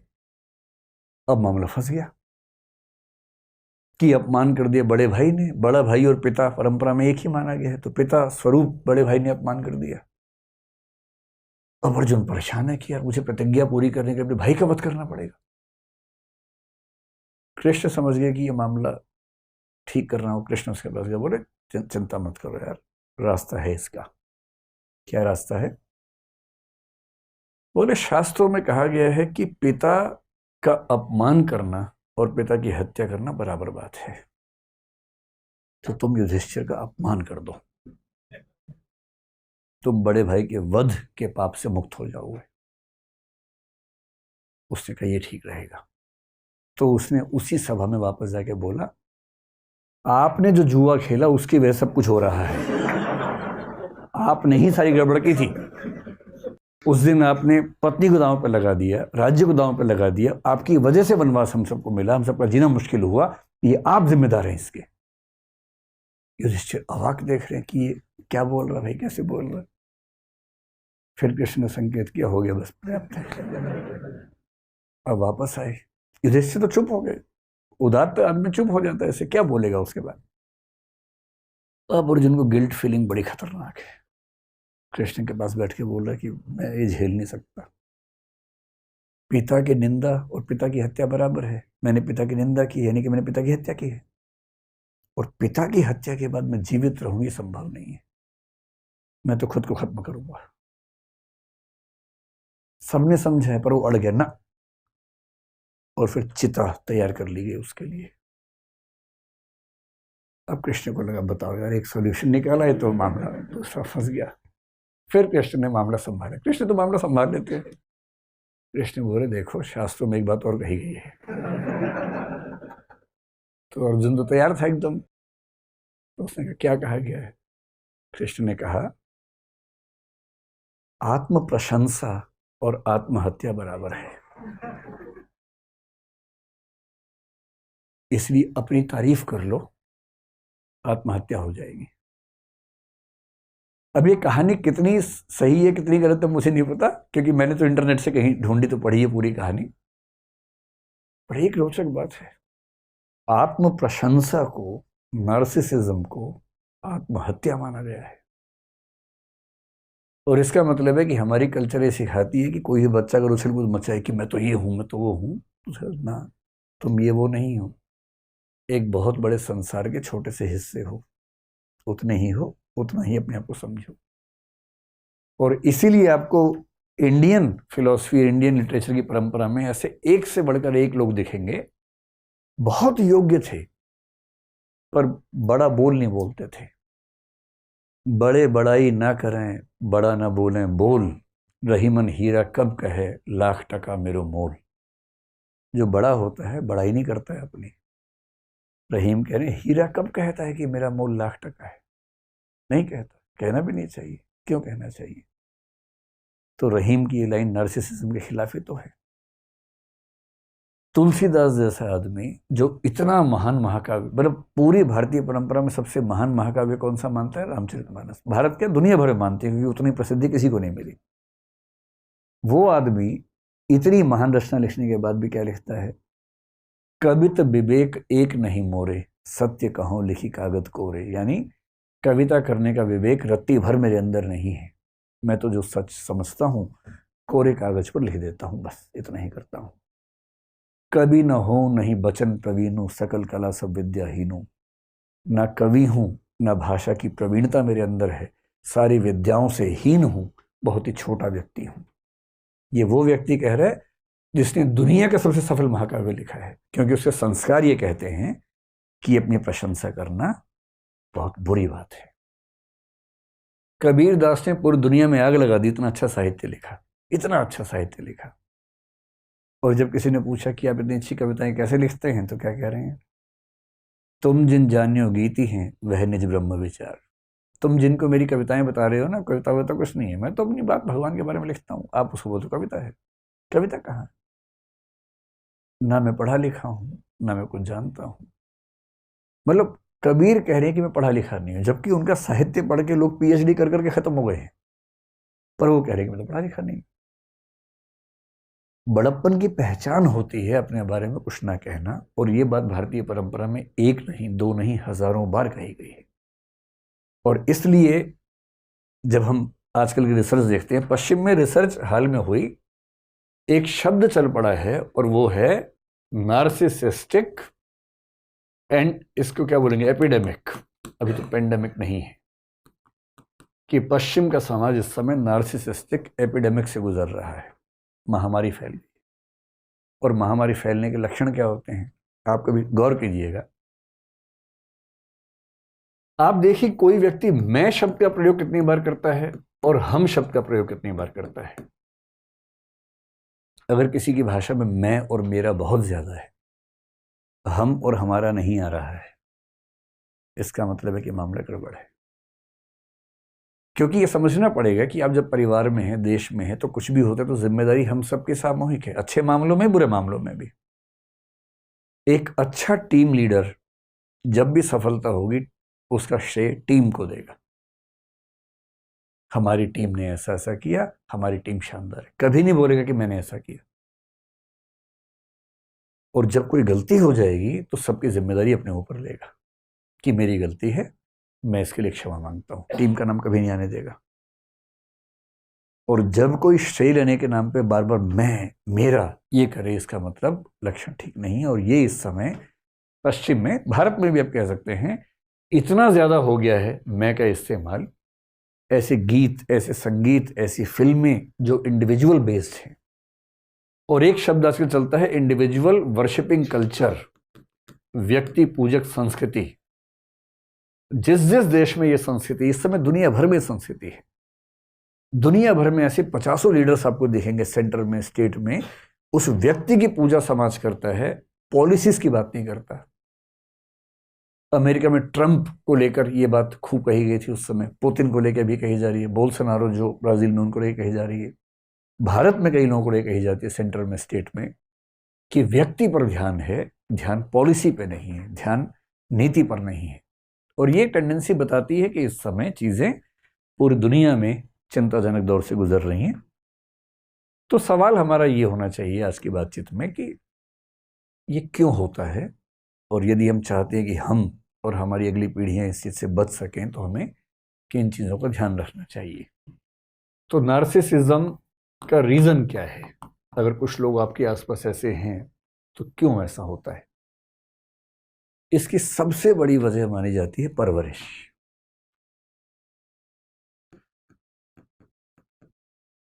परवरिश कह लीजिए, तरबियत कह लीजिए, चाइल्ड रीडिंग कह लीजिए, बच्चों का सोशलाइजेशन कह लीजिए, जो भी शब्द इसके लिए आप चुनना चाहें। सबसे बड़ी जिम्मेदारी आती है पेरेंट्स पे इसकी। आपने कभी देखा कि कई अपराधी परिवार ऐसे हैं जिनमें पीढ़ी दर पीढ़ी अपराधी होते रहते हैं? उसकी अकेली वजह यही है, और कोई वजह उस पर काम नहीं आती। क्या है परवरिश का इफेक्ट इसमें? अगर आप अपने बच्चे को जरूरत से ज्यादा, दो में से एक चीज, जरूरत से ज्यादा तारीफ अगर करते हैं या जरूरत से ज्यादा उसका दमन करते हैं, सप्रेशन करते हैं, दोनों ही स्थितियों में यह खतरा है कि वो आगे चलकर नार्सिसिस्टिक पर्सनैलिटी डिसऑर्डर का शिकार हो सकता है। कैसे? कुछ पेरेंट्स बहुत तारीफ करते हैं, अरे बेटा तेरे अंदर जो बात है ना बेटा, अरे बेटा तू दुनिया से अलग है बेटा। अब वो बेटा गया किस दिन किसी को पीट के आ गया, क्योंकि बाप ने कहा था बहुत साहसी हो, तो साहस कहीं तो दिखाएगा ना बच्चा। अब जिस दिन बच्चा किसी को, दूसरे बच्चे को पीट के आ गया, देखने की बात है कि उस दिन माँ बाप ने क्या कहा। कुछ माँ बाप कहेंगे ये क्या बात हुई भाई, अजीब हालत है, चलो चल के सॉरी बोलो उसको। एक ये तेवर होता है जो कि ठीक भी है। एक ये होता है कि चलो कोई बात नहीं यार, ठीक है, हो जाता है, इसका मतलब पीटा हो कभी कभी हम कुछ नहीं बोलेंगे। तीसरा क्या होता है, उसने कितने मारे? पापा 2, तूने 8। क्या बात है यार, मेरा बेटा है, मजाक है। अरे अब कितने साल के हो गए बेटा? 8 साल के। बेटा 12 का हो जा, तमंचा दिलवा दूंगा। 12 में तमंचा, 16 में चेन गन बेटा, फिर सबको मारना आराम से। जो भी ठीक ड्रेस व्रेस में ना उसको मार देना, है ना, खराब चीजों को देखना अच्छा नहीं होता, मार ही देना उसको। अब इस परिवार में जो बच्चा है जिसको संस्कार ये मिल रहे हैं पेरेंट्स से, क्या वो ठीक इंसान बन पाएगा? कभी नहीं बन पाएगा। फिर वो अपने बाप को देखता है, उसके बाप का व्यवहार उसकी माँ के साथ ऐसा है जैसे मालिक और दास का संबंध हो। उस महिला को इतनी हिम्मत नहीं कि परिवार के मसलों में एक सेंटेंस भी बोल सके। तो वो क्या सीख रहा है कि सारी शक्ति मेरे पास होनी चाहिए, और जब वो बड़ा होगा सारी पावर मेरे पास, मैं कालीन भैया बनूंगा। कालीन भैया मेरे अच्छे दोस्त हैं, मैं जानबूझकर ना बोल रहा हूँ। तो मैं कालीन भैया बनूंगा, सारी पावर मेरे पास होगी, इस पूरे इलाके में कोई सांस भी लेगा तो मुझसे पूछ के लेगा, वरना गोली मार देंगे। तो जो परवरिश में यदि आपने गलत चीजों पर तारीफ करनी शुरू कर दी, बच्चे ने हिंसा की, बच्चे ने गाली दी, गाली दे क्या है, कौन सी, ये वाली, अरे बेटा 3 और सिखाता हूँ, नोट कर, नोट बनाओ, ये वाली गाली है, ये वाली है, ऐसे देते हैं, इस सीक्वेंस में देते हैं। अगर आप इस लेवल पर बच्चों को ट्रीट कर रहे हैं तो सीधी सी बात है कि बच्चे आगे चलकर आपसे आगे ही निकलेंगे। हर बाप चाहता है कि बच्चा आगे निकले, तो बच्चा आगे निकल जाता है। इस मामले में भी आगे निकलता है। दूसरा तरीका क्या है? अननेसेसरी रिप्रेशन या सप्रेशन अगर बच्चे का होता है, बच्चा कुछ भी करे, हाँ बेटा एग्जाम ठीक रहा, हाँ मम्मी ठीक रहा, कितने नंबर है पापा? 99% है। एक कहाँ गया? इसके लिए भेजा था स्कूल तुझे कि 100 में छोड़ के आ जाओ, और इसी पे 2 झापड़ मार दिए, आज खाना नहीं मिलेगा। अगली बार पापा 99.5% है। अच्छा, क्लास में रैंक कौन सा है? 2nd। कितने बच्चों में? 100 में। ये कौन है? ना बेटा ना, तो जिस खानदान का है ना, उसमें 2nd रैंक आज तक किसी का नहीं आया। कहना चाह रही कि 2nd भी आज तक किसी का नहीं आया, पर कहते हैं कि पर भाव तेवर ये रहता है कि 2nd आज तक किसी का नहीं आया बेटा, 1st ही चाहिए बेटा, नाम डुबा दिया तूने हमारा। इतना दबाव। कोई अंकल आंटी है, चलो बेटा पोएम सुनाओ, आओ आओ पोएम सुनाओ, उससे बच्चे के मन में भाव आता है कि आग लगा दूं दुनिया में मैं। यार मैं रेडियो हूँ, जब सब लोग आए आओ पोएम सुनाओ, मछली जल की रानी है, ये कोई बात हुई? ये होता है बच्चों को एकदम साधन समझना, वस्तु समझना, ऑब्जेक्टिफाई करना। और ये बच्चा डरा हुआ है आपसे, इसलिए जी पापा जी मम्मी बोलता है, पर उसके मन में क्या था आपको अंदाजा नहीं है। विद्रोह का ज्वालामुखी भरता जा रहा है इसके अंदर, हर बात पे डांट खाता है, हर बात पे पिटता है, अच्छा काम करता है फिर भी पिटता है। और इस बच्चे को लेकर रिस्क है कि या तो कभी ये खुद को खत्म कर देगा, नहीं झेल पाएगा, और अगर झेल गया और सफल हो गया जिंदगी में तो इस रास्ते पर चला जाएगा, भीखु मात्र बन जाएगा फिर ये कि पूरा बंबई मेरा है। इसलिए अगर आपके आसपास कोई ऐसा दृश्य दिखे जहां बच्चों की गलत हरकतों को महिमामंडित किया जा रहा हो, ग्लोरीफाई किया जा रहा हो, खतरनाक है। बच्चों को बड़ों से, दूसरे लोगों से तमीज से बात करना सिखाया जाए, ये बहुत ज़रूरी है। झुकना सिखाया जाए दूसरों के सामने, अपनी गलतियों पर शर्मिंदा होना सिखाया जाए, सॉरी बोलना सिखाया जाए, शेयर करना सिखाया जाए, और सबसे बड़ी बात फेलियर को आसानी से डाइजेस्ट करना सिखाया जाए। आप स्कूल में पहला रैंक ले आएंगे किसी तरह से, जब कॉलेज जाएंगे ना तो वहाँ 50 स्कूलों के टॉपर आए होते हैं एक साथ, उनमें से एक का फर्स्ट आएगा, 49 जाएंगे कॉम्प्लेक्स में। फिर जब आप कहीं और जाएंगे यूपीएससी वगैरह एग्जाम देंगे, वहां सारे यूनिवर्सिटी से टॉपर एक साथ बैठे हुए हैं, एक करेगा टॉप और बाकी सब कुंठाओं में चले जाएंगे। इसलिए बहुत जरूरी है विफलताओं को, पराजय को स्वीकार करने की क्षमता, रिजेक्शन झेलने की ताकत। ये नार्सिसिस्ट व्यक्ति रिजेक्शन झेल नहीं सकता। अगर उसने किसी को कहा कि मैं तुझे पसंद करता हूं, ये ऑप्शन नहीं दे रहा कि तुम मुझे पसंद नहीं भी कर सकती हो, मैं करता हूं यानी मैं करता हूं, दिस इज फाइनल। कल हमारी शादी है, पेरेंट्स को लेके आना है या अकेली आओगी, खुद आओगी या उठा के लाए तुमको, इतना ही ऑप्शन है, बाकी ऑप्शंस नहीं है वहां पर। क्योंकि उसको रिजेक्शन झेलने की आदत नहीं है, उसके अंदर इतना हौसला नहीं है कि रिजेक्शन झेल सके। और इसलिए कहते हैं कि परवरिश सबसे महत्वपूर्ण चीज है, और समाज में पेरेंट्स को ये बहुत ईमानदारी से समझना चाहिए कि अगर वो परवरिश में बड़ी बड़ी बातें सिखा रहे, बेटा आईआईटी करेगा, बेटा उसके बाद कंपनी खोलेगा, बेटा स्टार्टअप करेगा, बेटा ये करेगा, बेटा वो करेगा, उसमें हो सकता है बेटा सब कुछ करे, आपका ही कुछ करते बाद में, गड़बड़ है। और दूसरी बात है कि यदि किसी व्यक्ति को जीवन में सफलताएं मिल जाती हैं अनड्यू, ऐसी सफलता जो वो डिजर्व नहीं करता था और बाई चांस बार बार मिलती जाती है, आमतौर पर क्राइम की दुनिया में ऐसा होता है। क्रिमिनल्स हैं, सब में कंपटीशन है, एक बच्चा अचानक उठा, कॉन्फिडेंस से भर के एक दिन बहुत बड़े गैंगस्टर को सीधे चाकू मार के आ गया, क्योंकि 17-18 साल का, चिंता ही नहीं उसको पता ही नहीं कितना मुश्किल काम कर रहा है, और रातों रात भौकाल हो गया उसका पूरे इलाके में। और एक दिन में 17 साल का बच्चा अचानक, मतलब सब उसका इतना सम्मान, पुलिस के लोग सलाम ठोक रहे हैं अकेले में अंधेरे में आके, बड़े बड़े अपराधी कह रहे आज से आप हमारे बॉस हैं, और समझ नहीं पा रहा क्या हो गया। ये सोशल मीडिया में भी होता है, आपने एक कुछ गाया वाया, कुछ पोस्ट लिखी, कुछ डांस किया, अचानक वो वायरल हो गया, कई लाखों करोड़ों लोगों ने आपका देखा वीडियो, लाइक किया और कहा वाह वाह वाह वाह वाह। ये इस व्यक्ति के खत्म होने की शुरुआत है।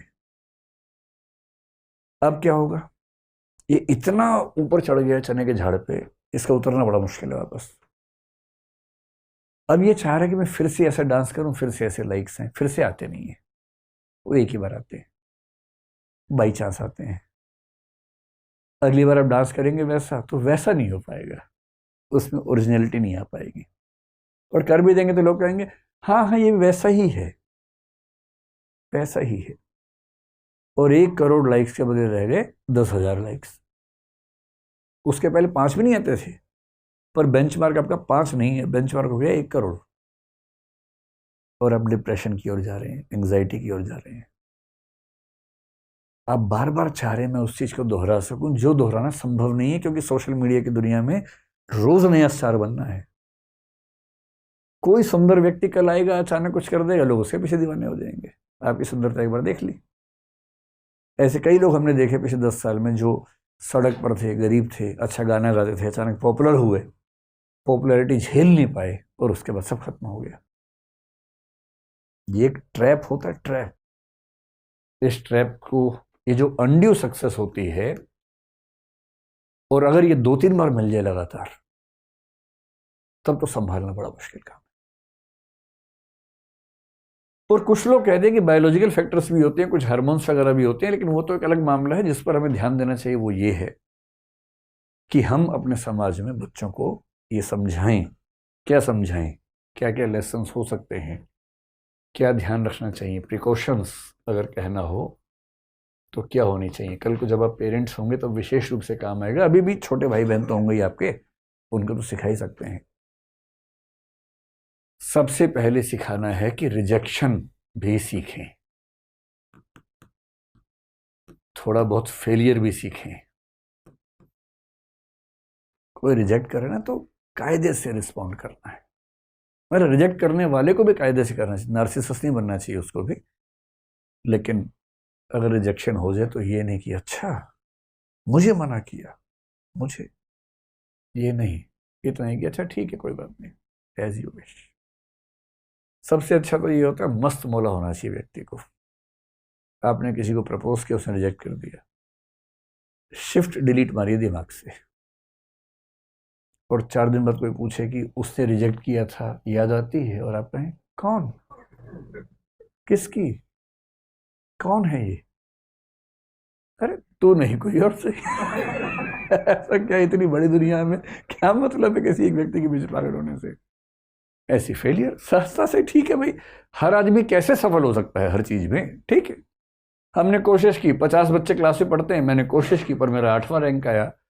मैं 42 से ऊपर हूं, मैं ये भी तो देखूंगा। 7 से पीछे हूं, ठीक है, एक पक्ष ये भी है, पर 42 से ऊपर भी हूं। दोनों के बीच में मेरा सेल्फ एग्जिस्ट करता है, तो उस सेल्फ को मैं समझूंगा।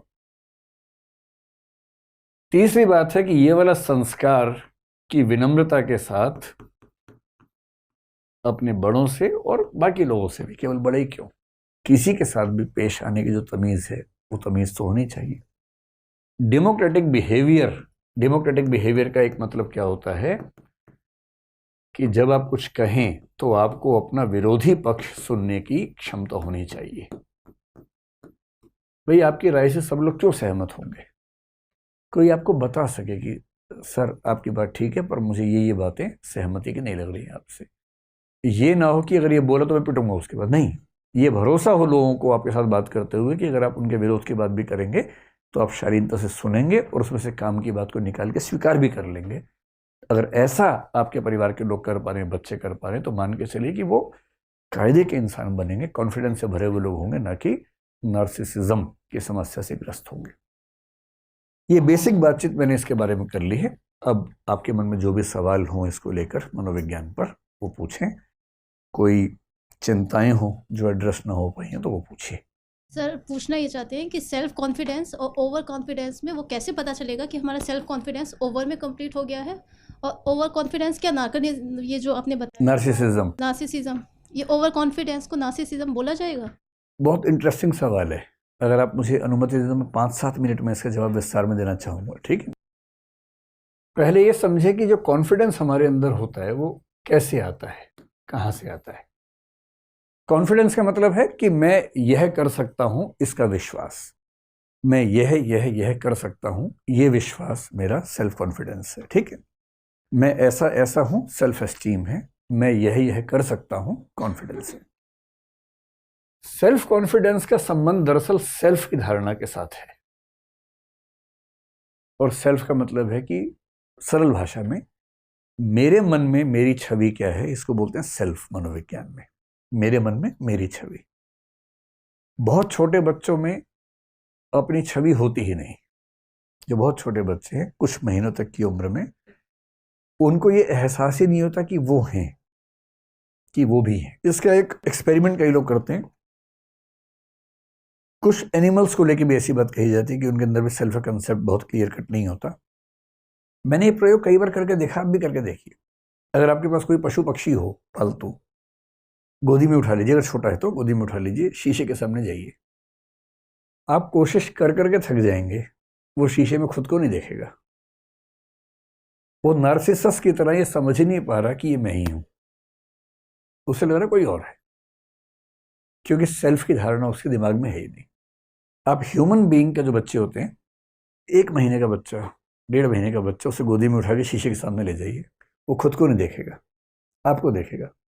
आपको देखेगा फिर बाहर देखेगा, कहेगा एक जैसे दिख रहे हैं दोनों। खुद को नहीं देखेगा, क्योंकि उसको ये एहसास है ही नहीं कि मैं भी कुछ हूं। ये सेल्फ की धारणा धीरे धीरे बनती है। और कैसे बनती है? बड़ा खतरनाक कंसेप्ट है। सारा खेल मनोविज्ञान में इस कंसेप्ट पे टिका हुआ है।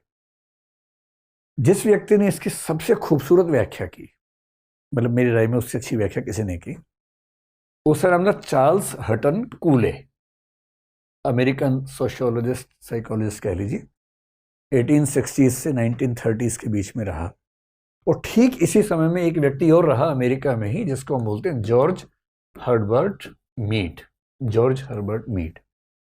दोनों की व्याख्या मिलती जुलती है, लेकिन C.H. कूले का एक वाक्य बोलता हूँ, वाक्य सुन के आपको आनंद आ जाएगा। उसका वाक्य क्या है? लंबा वाक्य है, लिखने में दिक्कत होगी, मैं बोलता हूँ 2-3 बार ताकि आप मन में बिठा लें उसको। क्या है? उसने 3 वाक्य बोले। आपको लगेगा कि भाषा का खेल है, पर भाषा का खेल है नहीं। I am not what I think I am, I am not what you think I am, I am what I think you think I am. ये सुन के लोगों को लगता है क्या भाषा की लफाजी चल रही है भाई, इसको हिंदी में कर लेते हैं। मैं वह नहीं हूं जो मैं सोचता हूं कि मैं हूं, मैं वह भी नहीं हूं जो आप सोचते हैं कि मैं हूं, मैं वह हूं जो मैं सोचता हूं कि आप सोचते हैं कि मैं हूं। अभी तो ऐसा चल रहा होगा दिमाग के अंदर, ये जंतर मंतर जैसी फीलिंग आ रही होगी ना, लेकिन इसका भाव समझिए क्या है। मेरे मन में अपने आप को लेके सम्मान का भाव है या नहीं। कुछ लोग आत्म अपमान से भरे होते हैं, हमेशा खुद को कोसते रहते हैं कि मेरे अंदर ये नहीं है, मेरे अंदर वो नहीं है, मैं तो पागल हूं, मैं तो ये हूं। हमेशा खुद को खारिज करते रहते हैं। वो उनका सेल्फ है। कुछ नार्सिसिस्ट है, वो उनका सेल्फ है। कैसे बनता है? मैंने आपसे कहा ना, पेरेंट्स सबसे बड़े जिम्मेदार होते हैं। उसी पेरेंट्स वाली बात को G.H. मीड ने एक शब्द दिया, जिसको बोलते हैं, जो स्पेशलाइज्ड अदर्स कह लीजिए, या 1-2 शब्द और चलते हैं इसके लिए। एक होता है जनरलाइज्ड अदर्स, और एक होता है, कोई शब्द है बड़ा अच्छा जिसका सिग्निफिकेंट अदर्स है। सिग्निफिकेंट शब्द का इस्तेमाल किया उसने, सिग्निफिकेंट अदर्स। स्पेशलाइज सही शब्द नहीं है, सिग्निफिकेंट। इसका मतलब क्या हुआ? मैं जानता हूं कम से कम 1000 व्यक्तियों को, शायद 10,000 को जानता हूँ। किसी से ऐसी परिचय है, कोई मेरे पड़ोस में रहता है, सामने दिख गया कभी। मेरे बहुत सारे स्टूडेंट्स हैं, मैं चेहरे से उनको जानता हूं, पर मेरी जिंदगी पे उनका प्रभाव बहुत कम है। कुछ लोग मेरे जीवन में ऐसे हैं, आपके जीवन में भी ऐसे होंगे, जिनका आप पर प्रभाव बहुत ज्यादा होगा। उनको बोलते हैं सिग्निफिकेंट अदर्स, G.H. मीड की भाषा में। ये सिग्निफिकेंट अदर्स आपका सेल्फ का कंसेप्ट क्रिएट करते हैं। कैसे? आप अपना कंसेप्ट कैसे बनाते हैं, उन 3 लाइनों को समझेंगे। पहला, मैं वह नहीं हूं जो मैं सोचता हूं कि मैं हूं, यानी मेरा सेल्फ का कंसेप्ट मेरी चाहत से नहीं बनता। मैं अपने बारे में कुछ भी सोचता रहूं तो मेरा सेल्फ का कंसेप्ट वैसा बनेगा नहीं। वो नाटक बेशक करता रहूं मैं, बनेगा नहीं। आप मेरे बारे में क्या सोचते, मुझे फर्क ही नहीं पड़ता इस बात से। फर्क पड़ता है, लेकिन जो कहना चाह रहे कूले, वो दरअसल इससे फर्क नहीं पड़ रहा कि आप क्या सोचते हैं। फर्क इससे पड़ता है, मुझे क्या लगता है कि आप मेरे बारे में क्या सोच रहे हैं। बड़े खतरनाक बात है। मैं आपको एक एग्जांपल से बात समझाता हूँ। एक बार मुझे एक ध्यान है, होली की शाम को कवि सम्मेलन चल रहा था। जब मैं स्टूडेंट था तो हम ये सब हरकतें करते थे होली की शाम को, मैं भी उसमें रहता था। 20-30 दोस्त होते थे, लोग अपनी कविताएं पढ़ते थे, तालियां बजाते थे। अब उसमें एक लड़का था, बहुत ही रद्दी किस्म की कविता लिखता था। उसे बिल्कुल कविता लिखनी नहीं आती थी। आती हमें भी नहीं थी, पर हम कहते थे कि हमें नहीं आती तो हम नहीं गाते थे। उसको आती नहीं थी, पर उसको लगता था कि आती है। ये सेल्फ का कंसेप्ट बिगड़ा हुआ था। अब उसने एक घटिया सी कविता सुनाई सबके सामने, बहुत ही घटिया सी कविता। आप इमेजिन कर लीजिए कुछ भी। अब उसने एक लाइन बोली, जैसे जैसे कुछ हम ज्यूम कर लें कि आज मैं होली खेल रहा था। ठीक है, सामान्य सी बात है, लेकिन लोग मजे लेने वाले बैठे थे उन्होंने कहा वाह क्या बात कही है, वाह, अरे वाह वाह, फिर से बोलिए, फिर से बोलिए, फिर कहिए, वाह क्या, सुभान अल्लाह सुभान अल्लाह, ये सब करने लग गए। अच्छा, बाकी सबको पता है कि मजाक चल रहा है, सब मुंह दबा के हंस भी रहे हैं, उस बेचारे को समझ नहीं आ रहा कि मजाक चल रहा है, और उसको लग रहा है कि इतनी घातक बात लिख दी मैंने, जबकि लिखा क्या है, आज मैं होली खेल रहा था। अच्छा, मजाक उड़ाने वाले भी ना सीरियस मुंह बना के मजाक उड़ा रहे हैं, सब समझ रहे हैं मजाक चल रहा है, एक वही नहीं समझ रहा। तो फिर उसने शर्माते हुए कहा, अच्छा आप कह रहे तो फिर से सुनाते हैं, आज मैं होली खेल रहा था, वाह वाह वाह, फिर क्या हुआ, फिर क्या हुआ। अब उसने ऐसे 3-4 लाइन सुनाई जिससे कोई वैल्यू नहीं थी कविता के रूप में, पर जब वो मन से उतरा, इतनी तालियां पीटी सब लोगों ने, इतनी तालियां, नहीं एक बार फिर सुनाइए, फिर सुनाइए, हम लिखेंगे, आप सुनाइए, हम लिखेंगे इसको, हम घर पे भेजेंगे, ये सब करने लग गए। वो बेचारा सुना रहा है, सब लोग नोट कोई नहीं कर रहा है, ऐसे पेन घुमा रहे हैं, ऐसे ऐसे काटे पीटे बना रहे हैं, सब दिखाने के लिए कि हम क्या कर रहे हैं। और अंत में उसे खूब तालियां बजा के कुछ पुरस्कार दे दिया, आपको प्रथम पुरस्कार आपको दिया जाता है। अब जब वो चला गया, सब ठहाके मार रहे हैं, कैसा पागल आदमी है। और वो जिस भाव से गया है, वो सिकंदर समझ रहा खुद को कि मुझसे अच्छा कभी कोई नहीं है। अब तो निराला और कालिदास का स्थान, तुलसीदास का स्थान खतरे में है, कबीर का तो कोई पूछेगा भी कबीर को तो मेरे बात, तो वो इस भाव में है। खेल किस चीज का है, मुझे क्या लग रहा है कि आप मेरे बारे में क्या सोच रहे हैं, जबकि सब मजाक बना रहे हैं, पर इसको लग रहा है कि लोग उसे तारीफ कर रहे हैं, और इस लगने से उसका सेल्फ कॉन्फिडेंस इतना बढ़ गया कि इसको अब लगता है कि आज मैं ऊपर आसमान नीचे, ये उस भाव में आ गया है। ये है सेल्फ कंसेप्ट। और हमारा सेल्फ कॉन्फिडेंस कितना होगा, एग्जैक्टली उतना होगा जैसा हमारा सेल्फ कंसेप्ट बना है। और वो बनाने में बहुत बड़ी भूमिका हमारे आसपास के लोगों की। यदि कोई आपके घर में ऐसा है जो लगातार आपको धिक्कारता रहता है, इतना भी नहीं आता, तुम्हें ये भी नहीं आता, आप पानी लेके गए, गिलास गलती से गिर गया, साल में एक आध बार हम सबसे गिलास गिरता है, उनसे नहीं गिरता जो उठाते ही नहीं है। जो मालिक लोग हैं उठाते नहीं, उनसे क्यों गिरेगा भाई, वो हमेशा बोलते पानी लाओ, कोई लाके देगा पानी, वो उठा के पी लेंगे, टेबल पे रखे हुए, उनसे नहीं गिरता। जो रोज 50 बार पानी लेके जाएगा, कप लेके जाएगा, कभी तो गिरेगा उससे एक आध बार।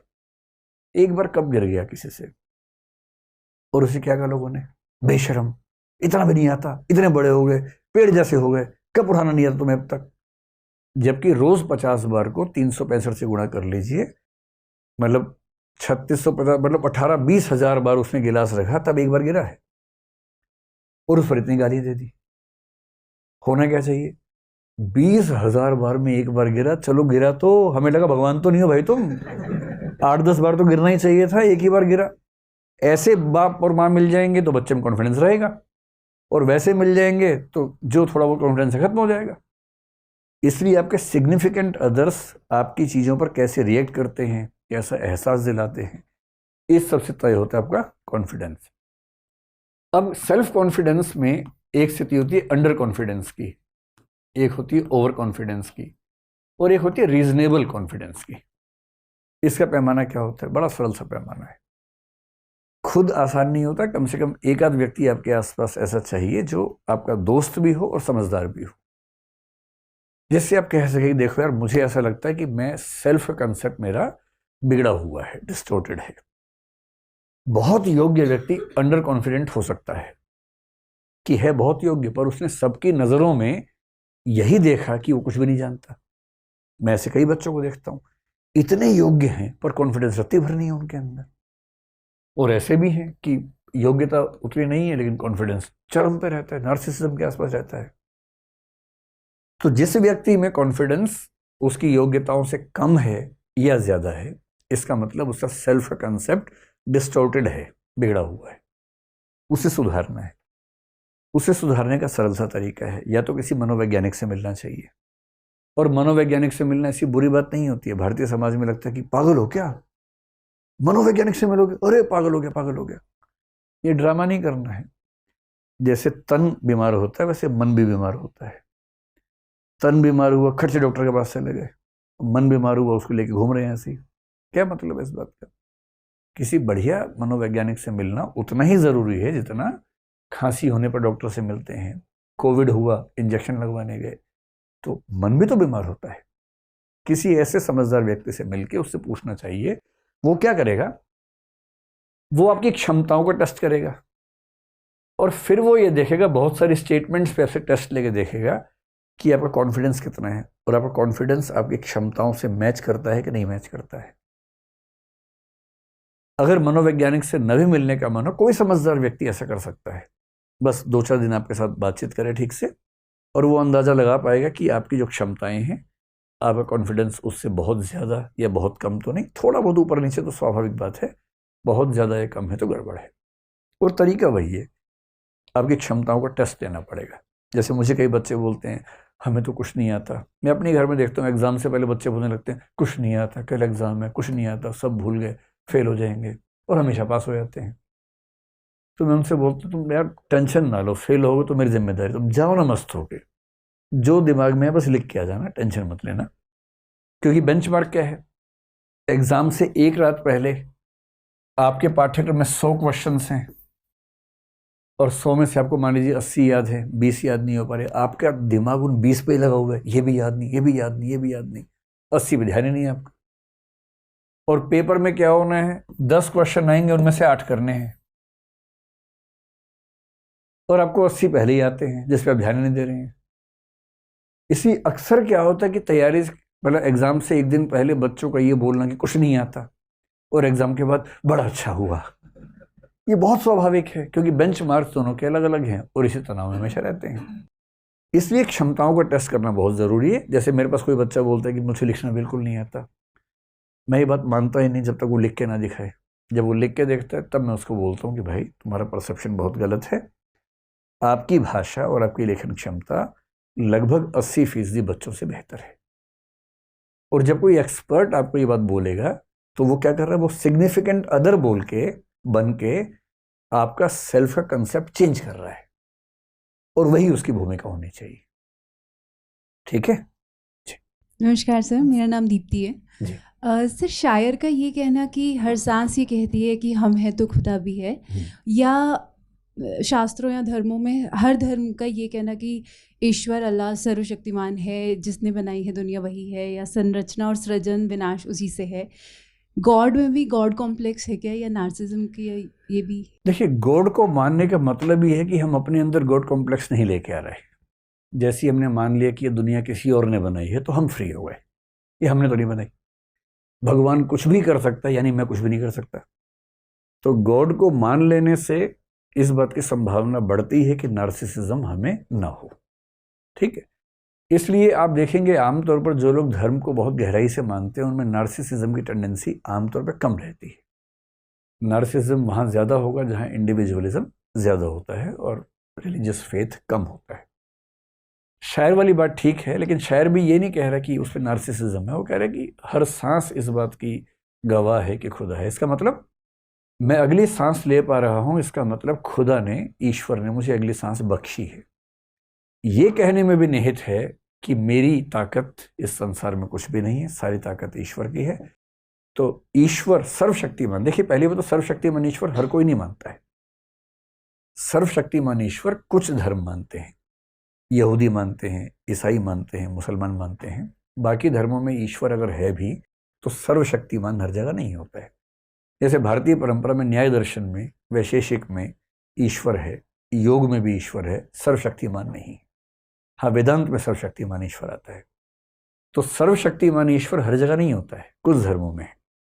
लेकिन जैसे ही आप ईश्वर को सर्वशक्तिमान मानते हैं या अत्यंत शक्तिवान मानते हैं, उस अनुपात में हमारी शक्ति कम हो जाती है और हमारी शक्ति का कम होना नार्सिसिज्म के न पनपने की संभावना बढ़ाता है। तो ठीक है, अगर आप मानते हैं तो मानना ठीक है, अच्छी बात है। सर, इसी की कंटिन्यूएशन में अगर वो जो श्लोक है यदा यदा ही धर्मस्य ग्लानिर्भवति भारत, तो अगर अधर्म पे धर्म की जीत के लिए कृष्ण कहते हैं कि मैं अवतार लूँगा, या कोई भी अगर ऐसा कहता है, तो उस पे भी तो वो अपने आप को एक सर्वोच्च उसमें रख रहे हैं क्या? हाँ, लेकिन पर है ये ध्यान रखना है कि जब गीता में कृष्ण कह रहे हैं कि मैं अवतार लूँगा, तो कृष्ण वहाँ एक ह्यूमन बीइंग के रूप में नहीं कह रहे हैं, एक अवतार के रूप में कह रहे हैं। वो विष्णु, ईश्वर विष्णु के प्रतिनिधि के रूप में कह रहे हैं। तो ईश्वर का प्रतिनिधि अगर ये कहे कि मैं ईश्वर के आदेश पर आया हूँ और ये करने के लिए आया हूँ, तो इससे भी नार्सिसिज्म नहीं बढ़ता, क्योंकि वो एक मनुष्य नहीं कह रहा। जब कोई सामान्य मनुष्य ये कहने लगे तो नार्सिसिज्म है, लेकिन ईश्वर या ईश्वर का प्रतिनिधि कहे, क्योंकि ये बात ईसा मसीह भी कह रहे हैं पश्चिम में, ठीक ये बात कह रहे हैं, पर वहाँ फिर कंसेप्ट चेंज हो गया, वो ईश्वर की बात होगी। लेकिन यदि ये बात कोई सामान्य व्यक्ति कहने लग जाए तो चिंता की बात है। ठीक है, थैंक यू सर। सर मेरा नाम नितिन है। सर ये मैं थोड़ा सा ये समझना चाहूँगा कि नार्सिसिज्म की अगर कहीं से शुरुआत भी होती है, वैसे तो अपने आप ही काम करता है समाज में, लेकिन अगर इसकी कहीं शुरुआत होती है तो बेसिक जो नेसेसरी आइटम्स हैं उनका हम ये कहें कि इक्वली अगर डिस्ट्रीब्यूट नहीं हो रहा तो यहाँ से भी थोड़ा सा वो बढ़ सकता है। एग्जाम्पल के तौर पर जैसे कि जो गवर्नमेंट जॉब होती है या यूपीएससी का एग्ज़ाम क्लियर करके मान लीजिए कोई अफसर बन जाते हैं, तो उनको ऐसे बेनिफिट भी मिलते हैं जो कि सबको मिलने चाहिए, इक्वली मिलने चाहिए, जैसे मेडिक्लेम और एडुकेशन, ये उनको नॉर्मल से थोड़ा बेहतर मिलती है। अब होता क्या है कि जब उनको एडुकेशन बेहतर मिली जो कि नॉर्मल लोगों को नहीं मिलती, तो वो अपने बच्चों पे भी दबाव डालते कि बेटा हमें वो नहीं मिला जो तुम्हें मिला, तो उन पे बेसिकली इनडायरेक्टली एक यहाँ से नार्सिसिज्म शुरू हो गया, क्योंकि उन्होंने उनके फादर ने कभी फेस नहीं करा, लेकिन अब उनको एक इनडायरेक्टली बेनिफिट मिल गया तो वो आगे अब इसको कंटिन्यू कर रही है। यहाँ से भी क्या नार्सिसिज्म की शुरुआत थोड़ी सी हो जाती है, अगर जो बेसिक रेमिटेंस है वो इक्वली अगर ना हो तो। मतलब एक हाइपोथेसिस है, मान भी सकते हैं। आपका मानना ये है कि अगर बुनियादी सुविधाएं सबको बराबर मिलेंगी तो नार्सिसिज्म नहीं होगा, मतलब एक विचार के रूप में कह सकते हैं। क्योंकि जिन देशों में समाजवाद आया, सोवियत संघ एक ज़माने में था, चीन भी खुद को समाजवाद का देश कहता ही है, क्यूबा में भी समाजवाद हम देखते हैं।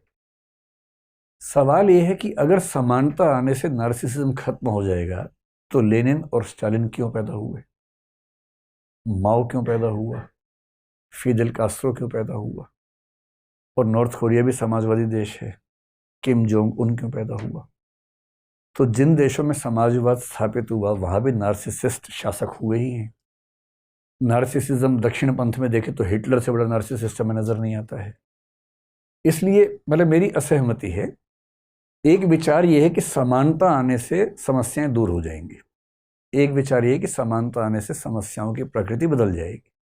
मेरे ख्याल है समस्याएं बदल जाएंगी और पूरी समानता आ भी नहीं सकती। आप कितनी भी कोशिश करेंगे उसमें देने में समानता बराबर होगी, लेने में बराबर नहीं होगी। रिसेप्टर्स भी तो बराबर चाहिए ना, उसमें रिसीवर्स भी तो बराबर चाहिए लोगों के अंदर। अगर लोगों में क्षमताओं का ही अंतर है तो फिर कहीं ना कहीं विषमता पैदा हो जाएगी। और इसलिए वो एक आदर्श स्थिति कि सब पूरी तरह समान हो जाएं, ये काल्पनिक बात ज़्यादा है। कार्ल मार्क्स का हसीन सपना ज़्यादा है, लेकिन दुनिया का सच इसके नज़दीक है नहीं। मार्क्सवाद में, समाजवाद में सबसे बड़ी कमी है कि उसने मनोविज्ञान के पक्ष को बहुत गौण समझा, जबकि मनोविज्ञान गौण है नहीं, बहुत महत्वपूर्ण है। और मनोविज्ञान का एक पक्ष ये भी है कि हर व्यक्ति से अंतर होते हैं, अंतराल होते हैं, गैप्स होते हैं। आप उन्हें खारिज करके पूरी दुनिया पर एक व्याख्या लाद देंगे और चाहेंगे कि वैसा हो जाए तो आसान नहीं है। इसलिए ये ठीक है कि एक समतामूलक समाज में नार्सिसिज्म की संभावना कम होगी, यहाँ तक बात समझ में आती है। लेकिन ये मान लेना कि एक समतामूलक समाज में नार्सिसिस्ट कोई होगा ही नहीं, मेरे ख्याल से ऐसा नहीं है। वहाँ भी होंगे, क्योंकि मनोवैज्ञानिक अंतर तो बने ही रहेंगे ना उसके बाद भी, भौतिक ना भी रहे तो। सर मेरा नाम रोहित गुप्ता है, मैं दिल्ली से ही हूँ। मेरा प्रश्न ये है सर, सोशल मीडिया का इम्पैक्ट बच्चों में तो है, हम में तो है, बट जो हमारे बड़े हैं उनमें भी अब बहुत ज़्यादा हो गया है। हाँ। तो जैसे हमारे घर में स्मार्ट टीवी है, तो जब से वाईफाई लगा है और वो यूट्यूब उस पर आया है, तो मेरी मम्मी बहुत ज़्यादा इमोशनल है, बहुत माएँ होती हैं। तो वो बहुत ज़्यादा, जैसे अभी आपने बताया था कि स्पिरिचुअल जो नार्सिज्म है वो बहुत ज़्यादा उस यूट्यूब के थ्रू, उस चीज़ों से शॉर्ट्स वीडियो बहुत ज़्यादा फैल रहे हैं, वो उस पर ज़्यादा बहुत ज़्यादा देखती होंगे ना, वही तो नहीं- उनके थोड़े चैनल चेंज कर दो बस, बाकी सब मैंने बढ़िया वही है। किया, तो उन चीज़ों को समझाया, बताया, यहाँ तक कि मैंने चैनल चेंज किए, जैसे आपकी चीज़ें दिखानी शुरू की, कई चीज़ें फ़र्क पड़ता है। लेकिन फिर भी सर वो चीज़ें उस तरीके से नहीं हो पाती, तो क्या सॉल्यूशन होना चाहिए कि एक इमोशनल व्यक्ति को, हमसे बड़े को, उनको कैसे समझाया जाए? पहली बात तो ना, जो वरिष्ठ नागरिक हैं उनके लिए सोशल मीडिया वरदान ज़्यादा है, अभिशाप कम है। मैं तो सबके लिए ऐसा मानता हूँ, लेकिन मैं ये कहता हूँ कि उसकी लिमिट्स होनी चाहिए। देखो, जो बड़ी उम्र के लोग हैं, आपकी मम्मी हैं, पापा हैं, अगर रिटायर्ड हैं, तो उनके सामने सबसे बड़ा संकट है पूरा दिन कैसे गुजारें। बुजुर्ग व्यक्ति के जीवन में क्या संकट है? एक आर्थिक संकट होता है जिसका समाधान कई लोग कर लेते हैं, पेंशन है या उन्होंने पहले से व्यवस्था कर ली है या बच्चे कर रहे हैं। एक सामाजिक संकट होता है कि वो उनके पास एक सर्कल नहीं है। किसी किसी घर में, जॉइंट फैमिली में ये दुख भी नहीं होता है, बड़े शहरों में तो ये बड़ा दुख है कि समाज ही नहीं है।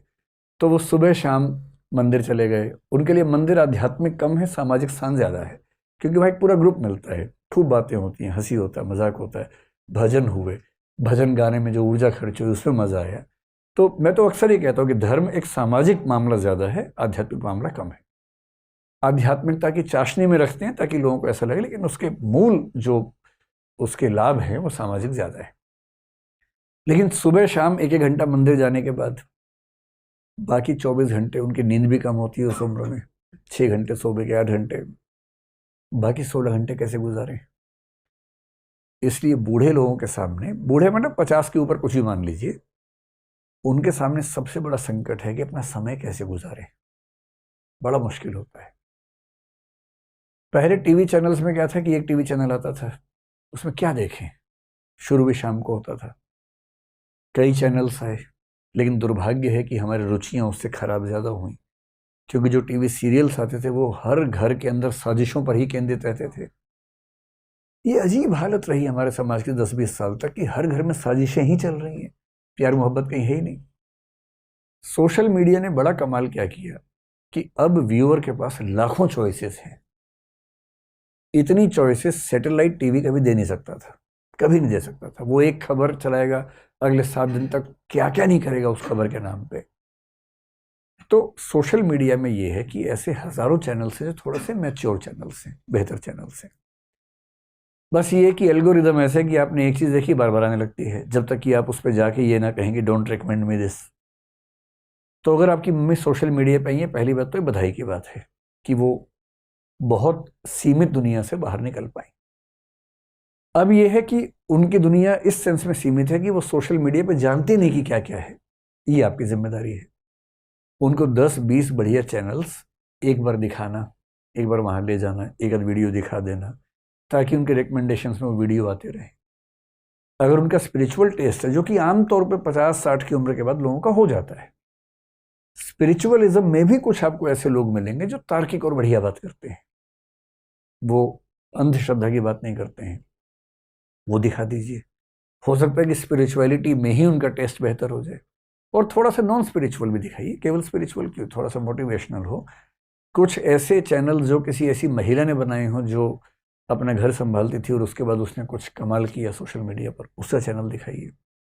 तो केवल वैरायटी देने की बात है, एक बार उनको अच्छा लगने लगेगा तो फिर मज़ा आ जाएगा। और स्टैंड अप कॉमेडी दिखाने से तो ये कि कम से कम जब भी मन दुखी हुआ, एक कॉमिक शो देख लिया और थोड़ा हंसी मजाक हो गया तो मन शांत हो ही जाता है। ठीक है सर, मेरा नाम हिमांशु है, मैं जलंधर से आया हूँ। प्रश्न को छोटा रखूंगा ताकि दूसरों को भी मौका मिले। क्या बात है। तो सर, मैं ये समझना चाह रहा हूँ कि भीड़ जो है वो इमोशन से चलती है, तो भीड़ ही किसी भी देश का या किसी भी समाज का भविष्य भी तय करती है। तो हम ऐसा सामाजिक स्तर पे या शिक्षा के स्तर पे क्या कर सकते हैं कि हम जिंदा दिमाग पैदा करें जो भीड़ को एक सही दिशा दे, ताकि हम एक समृद्ध समाज का निर्माण कर पाएं। इसमें मैं आपकी समझ और आपकी राय जानना चाहता हूं। अब एक छोटी सी सर बात आपके उत्तर से पहले, सॉरी आपको डिस्टर्ब करने के लिए। मैंने डॉक्टर विकास दिव्य कीर्ति को 2020 में सुनना शुरू किया था। मैं ही हूँ, पता है ना। मुझे पता है सर आप ही हैं, लेकिन थोड़ा सा कम्युनिकेशन आपसे सीखने के बाद तो मुझे लगा कि इस तरह से बात को रखा जाए तो ज़्यादा बेहतर है। उससे पहले मैं तार्किक व्यक्ति, मैं समझता हूँ, मेरी समझ में, लिमिटेड समझ में, कि मैं तार्किक व्यक्ति हूँ, लेकिन मैं अग्रेसिव भी था। तो उससे क्या होता था कि जब मैं अपने तर्क अग्रेसिवनेस के साथ रखता था तो उसका मूल्य कोई नहीं रहता था, क्योंकि मैंने आपसे ये सीखा कि कम्युनिकेशन बहुत ज़रूरी है। तो मैं अब आपको सुनने के बाद अपने में ये बदलाव महसूस करता हूँ। मैंने इस चीज़ को ख़त्म किया है और इसकी पुष्टि मेरी माता ने की है कि तुम में ये बदलाव है। तो आने से पहले माता ने कहा था यदि सर से डायरेक्ट शास्त्रकार हो तो आपने सर को मेरा धन्यवाद देना है। तो माता की तरफ से आपको धन्यवाद, मेरी तरफ से उनको भी धन्यवाद दे दीजिएगा। ठीक है। वैसे भी एग्रेसिव होना ना बेवकूफ़ी है, कोई मतलब है नहीं एग्रेसिव होने का। अगर आपके विचार में सच में दम है तो पहुंच ही जाएगा। चिल्लाने से क्या होगा, चीखने चिल्लाने से, है ना। लेकिन आपका जो प्रश्न है भीड़ वाला, देखिए 3 शब्द हैं। एक शब्द है कलेक्टिविटी, एक शब्द होता है क्राउड, एक शब्द होता है मॉब। जब बहुत सारे लोग एक साथ हों हम उसको बोलते हैं कलेक्टिविटी। जब उसमें थोड़ा सा अंधापन आने लगे, इमोशंस हावी होने लगे, तो वो क्राउड हो जाता है। क्राउड के लिए आमतौर पर भीड़ हम कह देते हैं। और जब ये भावनाओं में एकदम अंधी हो जाए तो इसको मॉब बोलते हैं। इससे लिंचिंग जब भी होती है वो क्राउड लिंचिंग नहीं होती, मॉब लिंचिंग होती है, क्योंकि मॉब पागल हो चुकी है। और भीड़ के साथ दिक्कत क्या है, वो लोग इमोशन से फटे हुए लोग हैं। उस समय बारूद है, वो एक चिंगारी देनी है और बम फट जाएगा। और जो लोग मॉब बनाते हैं वही चिंगारी देते हैं उसके बाद, और वो बेचारे लोग समझ नहीं पाते कि उनको इस्तेमाल किया गया उसके अंदर। कोशिश ये करनी है कि एक अच्छा समाज, जब व्यक्ति इंडिविजुअल से कलेक्टिविटी की ओर जाए, अपना विवेक साथ में लेके जाए और कोई उसको भड़का के क्राउड में या मॉब में कन्वर्ट ना कर सके। और ये कब होता है, जब किसी समाज में शिक्षा व्यवस्था, एक मात्रा तक धर्म व्यवस्था भी हो सकती है, परिवारों में जो परवरिश की व्यवस्थाएं हैं वो थोड़ी सी तार्किक हों, वैज्ञानिक हों, समझदारी से भरी हों। हमारी शिक्षा व्यवस्था में जो कमी मुझे लगती है सबसे बड़ी, वो ये कि हम बच्चे को चिंतनशील प्राणी नहीं बनाते। हम उसको रटना सिखाते हैं, याद करना सिखाते हैं। साइंस पढ़ रहे तो मोशन की परिभाषा ये, रटो इसको और ये जाके लिखाना। डेमोक्रेसी की परिभाषा अनडेमोक्रेटिक तरीके से रटवाई जा रही है और सब बच्चे वही लिख के आ रहे हैं डेमोक्रेसी क्या है। इतनी गहरी बातें जो स्कूल में पढ़ाई गई महसूस तो करवाई नहीं गई। क्लासरूम में टीचर और विद्यार्थी का संबंध शासक और शासित जैसा ज्यादा रहता है। अधिकांश स्कूलों में बच्चों को सवाल पूछने की आज़ादी नहीं है, उसके ऊपर पिटाई का खतरा उनको होता है। जब तक बच्चे सवाल नहीं पूछेंगे, जब तक बच्चों को पढ़ाई में रुझान, मज़ा नहीं आने लगेगा, और जब तक पढ़ाई दिमाग से उतर कर दिल तक नहीं पहुंचेगी, जब तक साइंटिफिक टेम्परामेंट नहीं बनेगा। हमारे कॉन्स्टिट्यूशन में, मूल दायित्वों में, फंडामेंटल ड्यूटीज में लिखा हुआ है साइंटिफिक टेम्पर डेवलप करना है। और साइंस पढ़ के भी साइंटिफिक टेम्पर डेवलप हो जरूरी नहीं है। बहुत सारे वैज्ञानिक लेबोरेटरी के अंदर साइंटिस्ट होते हैं, बाहर निकलते हैं अंधविश्वासी व्यक्ति हो जाते हैं। साइंटिफिक टेम्पर तब है जब साइंस की वैल्यूज आपके रोजमर्रा के जीवन में हो, कोई आपको अंधविश्वासी बना ही ना सके। आजकल चमत्कारों का बहुत क्रेज चल रहा है और वो देख के सच में लगता है कि ऐसा कैसे होता है। मैं खुद परेशान रहा हूं, पर मेरी अपनी आदत ये है कि मैं बिना बात के विरोध, बिना बात के समर्थन करने से बचता हूं। तो आपको अजीब सा लगेगा, मैंने बहुत ढूंढ के एक टीचर को तलाशा भारत में कहीं से, जो मेंटलिज्म सिखाता है।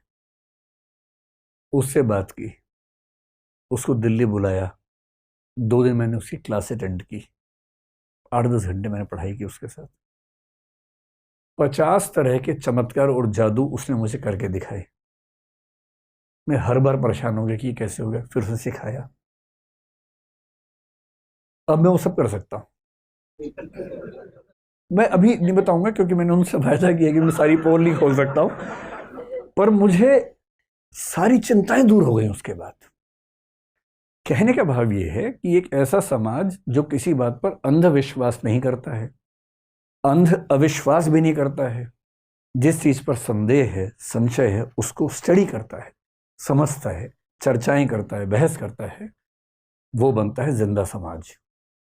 वो व्यक्ति होता है जिंदा आदमी।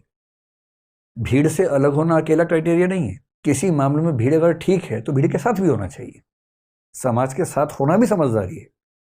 पर यदि समाज गलत बात पे एक हुआ है तो आपको समाज से अलग होने का साहस भी होना चाहिए, विवेक भी होना चाहिए। और ये तभी है कि जब पढ़ने लिखने की, समझदारी की संस्कृति विकसित होगी। और ये तब होती है जब सरकार शिक्षा पे बजट भी अपना बढ़ाए, ऐसे टीचर्स को भी तलाशे। और सबसे बड़ी बात, एक टीचर बनना समाज में सपना जिस दिन बन गया।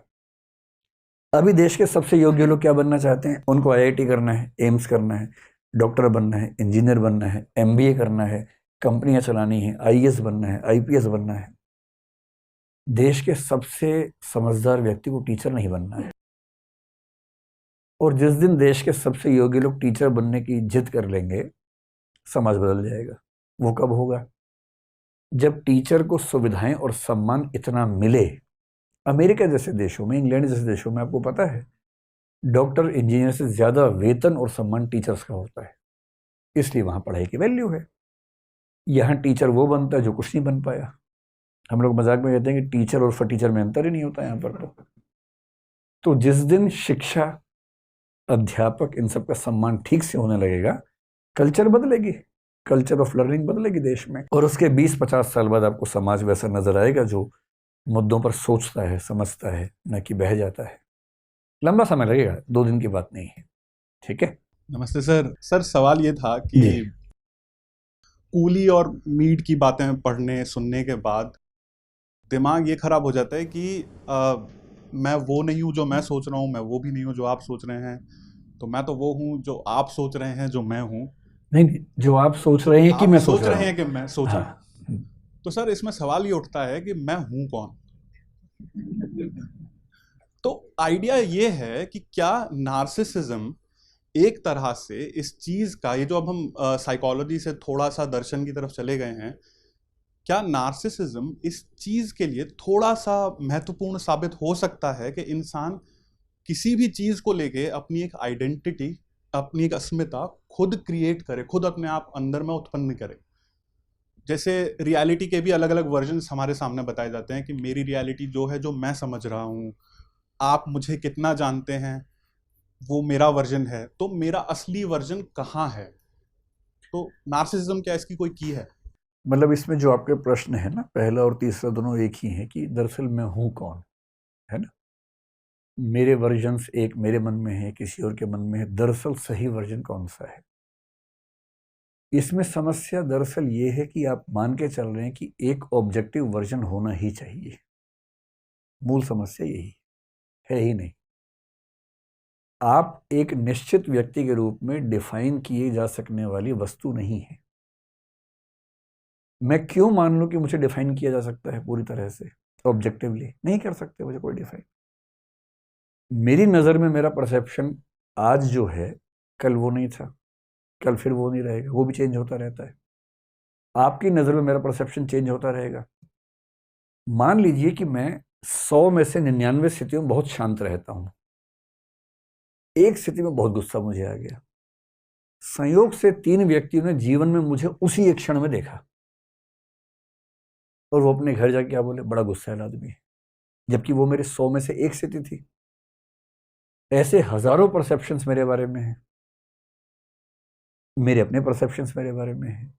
मैं ये जिद क्यों ठानूं कि मेरे बारे में एक निश्चित परसेप्शन या निश्चित रियलिटी होनी ही चाहिए? इसको मनोविज्ञान में आजकल बोलते हैं कि फ्लूइड आइडेंटिटी है। हम सबकी आइडेंटिटी फ्लूइड है, तरल है, कुछ नहीं है। पानी को गिलास में डालेंगे तो गिलास जैसा हो जाएगा, कटोरी में डालेंगे तो कटोरी जैसा हो जाएगा। तो हम सबका जो मैं है वो फ्लूइड है, फिक्स नहीं है। दूसरा जब आप कह रहे हैं कि मैं हूं कौन, यहां मैं का मतलब, जो मैं है उसके 2 मतलब होते हैं। मनोविज्ञान में या साइकोलॉजी में मैं का मतलब छवि से है। जो हम सेल्फ की धारणा कहते हैं, इसका मतलब मेरे मन में मेरी छवि क्या है। और दर्शन में मैं का मतलब होता है कि सत्ता या एग्जिस्टेंस, कि अगर मैं कहता हूं कि मैं हूं तो मैं का मतलब क्या? शरीर तो मर जाता है, और अगर शरीर ही मैं है तो पहले मैं इतना सा था, इतना बड़ा हो गया, बाद में बूढ़ा हो जाऊंगा। जो चेंज हो रहा है इसमें से मैं कौन है? कहीं ऐसा तो नहीं कि शरीर नहीं, कोई स्थायी वस्तु अंदर है, आत्मा, वो मैं है। कई लोग ये मानते हैं कि मैं का मतलब आत्मा है। अब जो आत्मा भी नहीं मानते वो क्या माने? जैसे बुद्ध हैं, आत्मा भी नहीं मानते, या चारवाक नहीं मानते, पश्चिम में कई लोग नहीं मानते। इस क्वेश्चन को फिलॉसफी में कहते हैं the question of personal identity, कि एक व्यक्ति को जीवन भर एक व्यक्ति के रूप में क्यों जाना गया। मैं अपना नाम अगर बोलूं, आज से 30 या 40 साल पहले एक छोटा सा बच्चा था, उसका वही नाम था जो आज मेरा नाम है। ये कैसे हुआ कि एक बच्चा बड़ा हो गया लेकिन नाम वही है, जबकि एक ही सत्ता कैसे माने इसको? एकदम अलग है, हुलिया हुलिया सब अलग हो गया। इस प्रॉब्लम का नाम है पर्सनल आइडेंटिटी, और इसका जवाब दरअसल दुनिया में आज तक किसी के पास है नहीं। क्योंकि आत्मा अगर निश्चित रूप से सब लोग मानते तो शायद जवाब हो जाता, पर साइंस भी ये साबित करने के आसपास है कि बहुत आसान नहीं है साबित करना इसको, कि मानना आसान नहीं। तो अंत में लिंग्विस्टिक फिलोसफर्स में से कुछ ने, एक स्ट्रॉसन नाम के दार्शनिक ने कहा कि ये प्रश्न ही अवैध है, ये केवल भाषाई गलती है। ये बात बौद्धों ने भी कही थी संकेत के रूप में कि नदी नहीं होती है। नदी क्या होती है? पानी की असंख्य बूंदें प्रवाह में चल रही हैं, आप उन सबको मिला के एक नाम दे दीजिए नदी। नदी केवल एक नाम है। ऐसे ही आप या मैं केवल एक नाम है। असंख्य परिवर्तनों को एक रूप में बांधने की कोशिश में हमने एक नाम दे दिया। नॉमिनलिज्म इस विचार को बोलते हैं, अपोहवाद भी कुछ लोग बोलते हैं। सिर्फ इतनी कोशिश। इसलिए जब आप कह रहे हैं ना कि मैं कौन है, अगर मैं का सवाल साइकोलॉजी में है तो सेल्फ की छवि का सवाल है, और वो मैंने कहा फ्लूइड है, हजारों छवियां बनती रहेंगी। एक एवरेज उसका निकल जाता है समाज के दिमाग में, वो एवरेज रहता है। उसके बाद भी कुछ लोग उस एवरेज से अच्छा, कुछ एवरेज से बुरा आपको मानेंगे, इसमें कुछ नहीं कर सकते। और मैं की सत्ता आज तक किसी को नहीं पता लगा कौन है। तो हम भी जिज्ञासु व्यक्ति हैं, और मैं तो हमेशा ये कहता हूँ कि फिलॉसफी पढ़ो, साइकोलॉजी पढ़ो, तो निष्कर्ष ढूंढने की जिद मत करना। आज तक निष्कर्ष नहीं मिला, ये भी एक निष्कर्ष है, और यदि आप इस निष्कर्ष तक ठीक से पहुंच गए तो ज्ञान और विनम्रता दोनों साथ में रहेंगे। वरना ज्ञानी आदमी में नार्सिसिस्ट होने की बहुत टेंडेंसी होती है। वो अपना सिद्धांत बनाता है, फिर फूल जाता है कि यही अंतिम सत्य है। कोई अंतिम सत्य नहीं है भाई, सबको अपनी अपनी राय लगता है कि ठीक है, भविष्य तय करेगा क्या सच है। ठीक है। नमस्कार सर, मेरा नाम शशांक कश्यप है। सर मेरा सवाल ये है कि आज एक कल्चर बहुत ज़्यादा चला हुआ है यूएस के अंदर, जिसे कहते हैं सेल्फ लव। यानी कि सेल्फ लव के माध्यम से वो ये कहना चाहते हैं कि हम जैसे भी है खुद को स्वीकार करें। पर कभी कभी ऐसा भी होता है सर कि जो सेल्फ लव होता है वो काफ़ी सेल्फ हार्मिंग भी होता है। क्योंकि अगर कोई व्यक्ति जिसकी सेहत बहुत ज़्यादा ख़राब है, जो काफ़ी ज़्यादा ओबेसिटी का शिकार है, अगर वो इस बात को स्वीकारे ना कि वो ओबेसिटी का शिकार है, और वो ये मान के चले कि वो सेल्फ लव में अपने आप को जैसा है वो सही मान ले, तो ये भी तो सर गलत है। ठीक बात है। एक शब्द ये बता रहे हैं कि आजकल अमेरिका में एक मूवमेंट चल रहा है सेल्फ लव का। इस पे 2-3 शब्द और भी हैं। एक होता है सेल्फ एस्टीम, एक होता है सेल्फ एप्रिसिएशन, और एक होता है सेल्फ कॉन्फिडेंस। इन चारों में ना थोड़ा सा रिलेशनशिप भी हमें समझ में आनी चाहिए, तो कंफ्यूजन कम होते हैं उसके बाद। सेल्फ लव का मतलब तो ये होता है कि हम अपने आप से प्रेम करें, हम जैसे भी हैं। और ये बात सच में है कि प्रेम में थोड़ा सा अंधापन होता ही है। जब आप किसी से प्यार करते हैं तो उस समय बहुत विवेकशील निगाह से उसको देखने की क्षमता हमारे अंदर कम हो जाती है। सेल्फ एस्टीम बेहतर शब्द है। अगर आप मुझसे पूछें तो मैं कहूँगा सेल्फ लव के बदले सेल्फ एस्टीम पर फोकस ज़्यादा होना चाहिए। सेल्फ एस्टीम का मतलब ये होता है आत्मसम्मान के नज़दीक है, सेल्फ रेस्पेक्ट के नज़दीक है। इसका मतलब ये हुआ कि मैं जो हूँ उसे मैं सहजता से स्वीकार कर सकूँ। मुझे अपनी अच्छाइयों का भी पता हो, और ये भी पता हो कि मेरी अच्छाइयाँ बाकियों की तुलना में कितनी हैं। कुछ लोग मुझसे ज़्यादा अच्छे इस मामले में हैं, कुछ इस मामले में मुझसे कमज़ोर हैं, और मुझे अपना सही स्टेटस पता हो, अपनी कमज़ोरियाँ भी पता हो, अपनी कमज़ोरियों को दूर करने का प्रयास भी मैं कर रहा हूँ, और मैं अपने उस प्रयास को लेके भी अपने प्रति गौरव का भाव महसूस कर सकूं। तो सेल्फ एस्टीम एक ऐसा कंसेप्ट है जिसमें अपने आप से प्रेम करने के साथ अपनी कमियों को स्वीकार करने का आग्रह भी है, कमियों को दूर करने का आग्रह भी है। इसलिए अगर आप मुझसे पूछेंगे तो self love can lead to narcissism, लेकिन सेल्फ एस्टीम पर फोकस करते रहें तो बेहतर होता है। अपनी कमियां, अच्छाइयां, इन सबको समझना, उनके साथ सहज होना कि भाई ये व्यक्ति मुझसे अच्छी बांसुरी बजा लेता है, मैं नहीं बजा पाता, कोई बात नहीं, मैं इससे बेहतर ये काम कर लेता हूँ। हर व्यक्ति हर काम नहीं कर सकता। तो अपनी अच्छाइयों और कमियों के टोटलिटी के साथ सहज होना और उसे बेहतर करने की कोशिश करते रहना, सेल्फ इम्प्रूवमेंट करते रहना, वो ज़्यादा अच्छा तरीका है। तो मैं आपसे सहमत हूँ कि सेल्फ लव में घातक स्थितियाँ हो सकती हैं, लेकिन बॉडी शेमिंग आजकल एक नया शब्द चल पड़ा है पश्चिम में, कि अगर कोई व्यक्ति मोटा है, मान लीजिए छोटा है, मतलब उसके शरीर में कुछ भी ऐसा है जो सामान्य दिखने वाले व्यक्तियों से अलग है, तो उसे उसके लिए शर्मिंदा करना अच्छी बात नहीं है। लेकिन यदि मेरे शरीर में कोई व्याधि है, बीमारी है जिसको मैं ठीक कर सकता हूँ, और यदि मुझे उसके लिए भी कोई नहीं टोक रहा है, तो चिंता की बात है। अगर कोई बच्चा मोटा है, अगर कोई बच्चा मेहनत कम करता है और पेरेंट्स उसको थोड़ा बहुत टोक रहे हैं, तो ये बॉडी शेमिंग का मामला नहीं है, ये उसको प्रेरित करने का मामला है। उतना तो होना चाहिए। लेकिन यदि मान लीजिए कोई व्यक्ति बहुत मोटा है इसलिए कि उसके हार्मोन्स का बैलेंस बिगड़ा हुआ है, उसके हाथ में नहीं है, तब वो फिर आलोचना का विषय नहीं होना चाहिए। उसकी निजता का सम्मान पूरा होना चाहिए उस समय।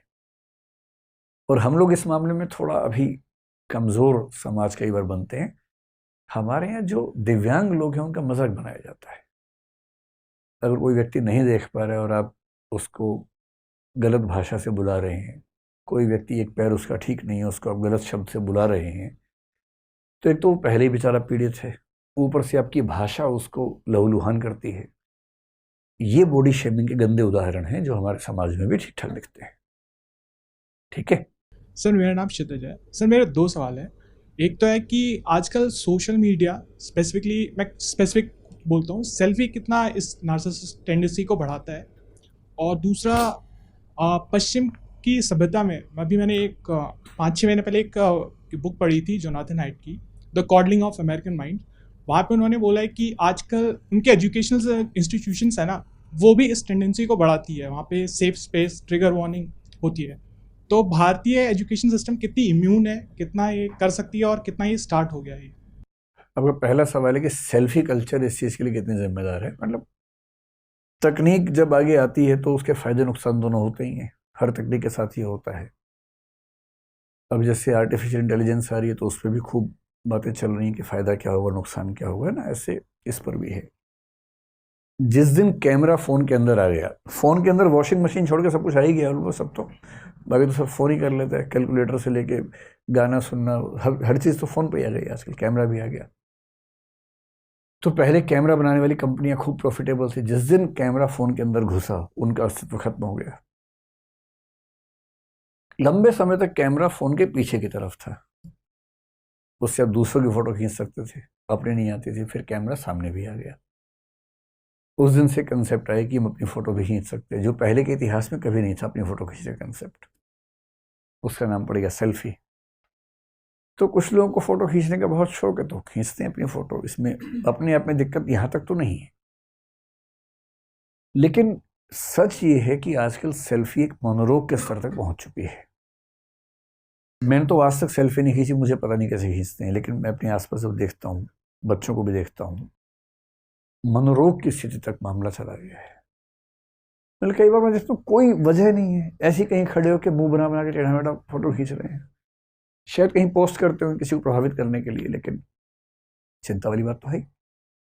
और उससे ज़्यादा घातक पता है क्या है? जैसे मेरा मिलना आजकल कई ऐसे लोगों से होता है जो अच्छे सफल लोग समाज के हैं। मुझे लगता है एक आध जगह मैंने शायद कोई फ़ोटो खिंचवाई होगी अपने शौक से, क्योंकि मेरे घर के कुछ मेंबर्स ने कहा कि फ़ोटो खिंचवा के ना वरना मानेंगे नहीं, तो मैंने खिंचवा ली एक आध फ़ोटो। वरना मेरी टेंडेंसी फ़ोटो खिंचवाने की नहीं होती, मेरे अंदर से इच्छा ही नहीं होती, अरुचि होती है फ़ोटो खिंचवाने में।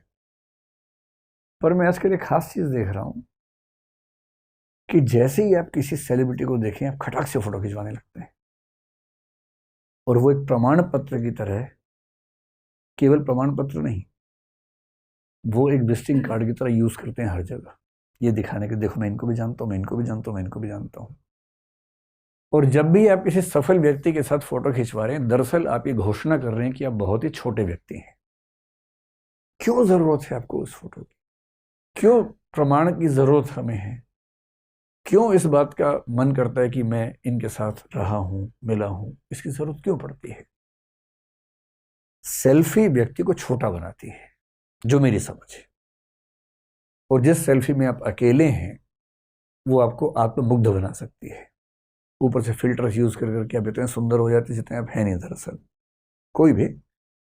तो मेरी व्यक्तिगत राय ये है कि सेल्फी एक लॉन्ग रन में घातक परंपरा हो सकती है, लेकिन इसका समाधान कोई नज़र नहीं आ रहा। आप फ़ोन बनाने वाली कंपनियों से ये कहेंगे कि फ्रंट कैमरा ना दो, ये अब शायद हो नहीं पाएगा, अब तो बहुत सामान्य चीज़ हो गई है, आदत का हिस्सा बन गई है। तो इसी उम्मीद पे चल रहा हूँ मैं तो कि शायद 2, 4, 10, 20 साल में वो यूफोरिया कम होगा और लोग थोड़े सहज हो जाएंगे। दूसरी बात जो आपने कहा कि अमेरिका के एजुकेशनल इंस्टीट्यूशंस में आजकल इस चीज़ को काफ़ी बढ़ाया जा रहा है, ये बात ठीक है। निजता को बढ़ाना ज़रूरी है, निजता का अधिकार। पर्सनल स्पेस, पर्सनल चॉइसेस, इनको बढ़ाना ज़रूरी है। इनको बढ़ाते हुए भी ये एहसास करवाना कि दुनिया आपकी मुट्ठी में नहीं है, आप भगवान नहीं हैं, आप एक साधारण से इंसान हैं, ये होना ज़रूरी है। भारतीय समाज के सामने समस्या उतनी बड़ी नहीं है जितनी पश्चिम के सामने है, क्योंकि भारत में कलेक्टिविज्म का महत्व आज भी थोड़ा ज़्यादा है, इंडिविजुअलिज्म का महत्व कम है। लेकिन बेंगलोर में, नोएडा की तरफ, गुड़गांव की तरफ जो साइबर सिटीज़ हैं, वहाँ ये समस्या बढ़ती हुई दिखेगी, क्योंकि वो लोग उस सामान्य भारतीय ढांचे से बाहर इंडिविजुअल कल्चर का हिस्सा बनते हैं। तो वहाँ ये समस्या आपको निकट भविष्य में ज़्यादा दिखेगी। इसीलिए मैंने कुछ दिन पहले एक वीडियो में कहा था कि गुड़गांव में सबसे ज़्यादा युवा काम करते हैं, सबसे सफल लोग हैं, और वहीं स्टैंड अप कॉमेडी एक व्यवसाय है, क्योंकि हंसने के लिए भी आपको कोई किराए का व्यक्ति चाहिए जो हंसाएगा, क्योंकि आपकी ज़िंदगी में उतनी हंसी है ही नहीं। तो ये तो आएगा वहाँ पर भी। ठीक है।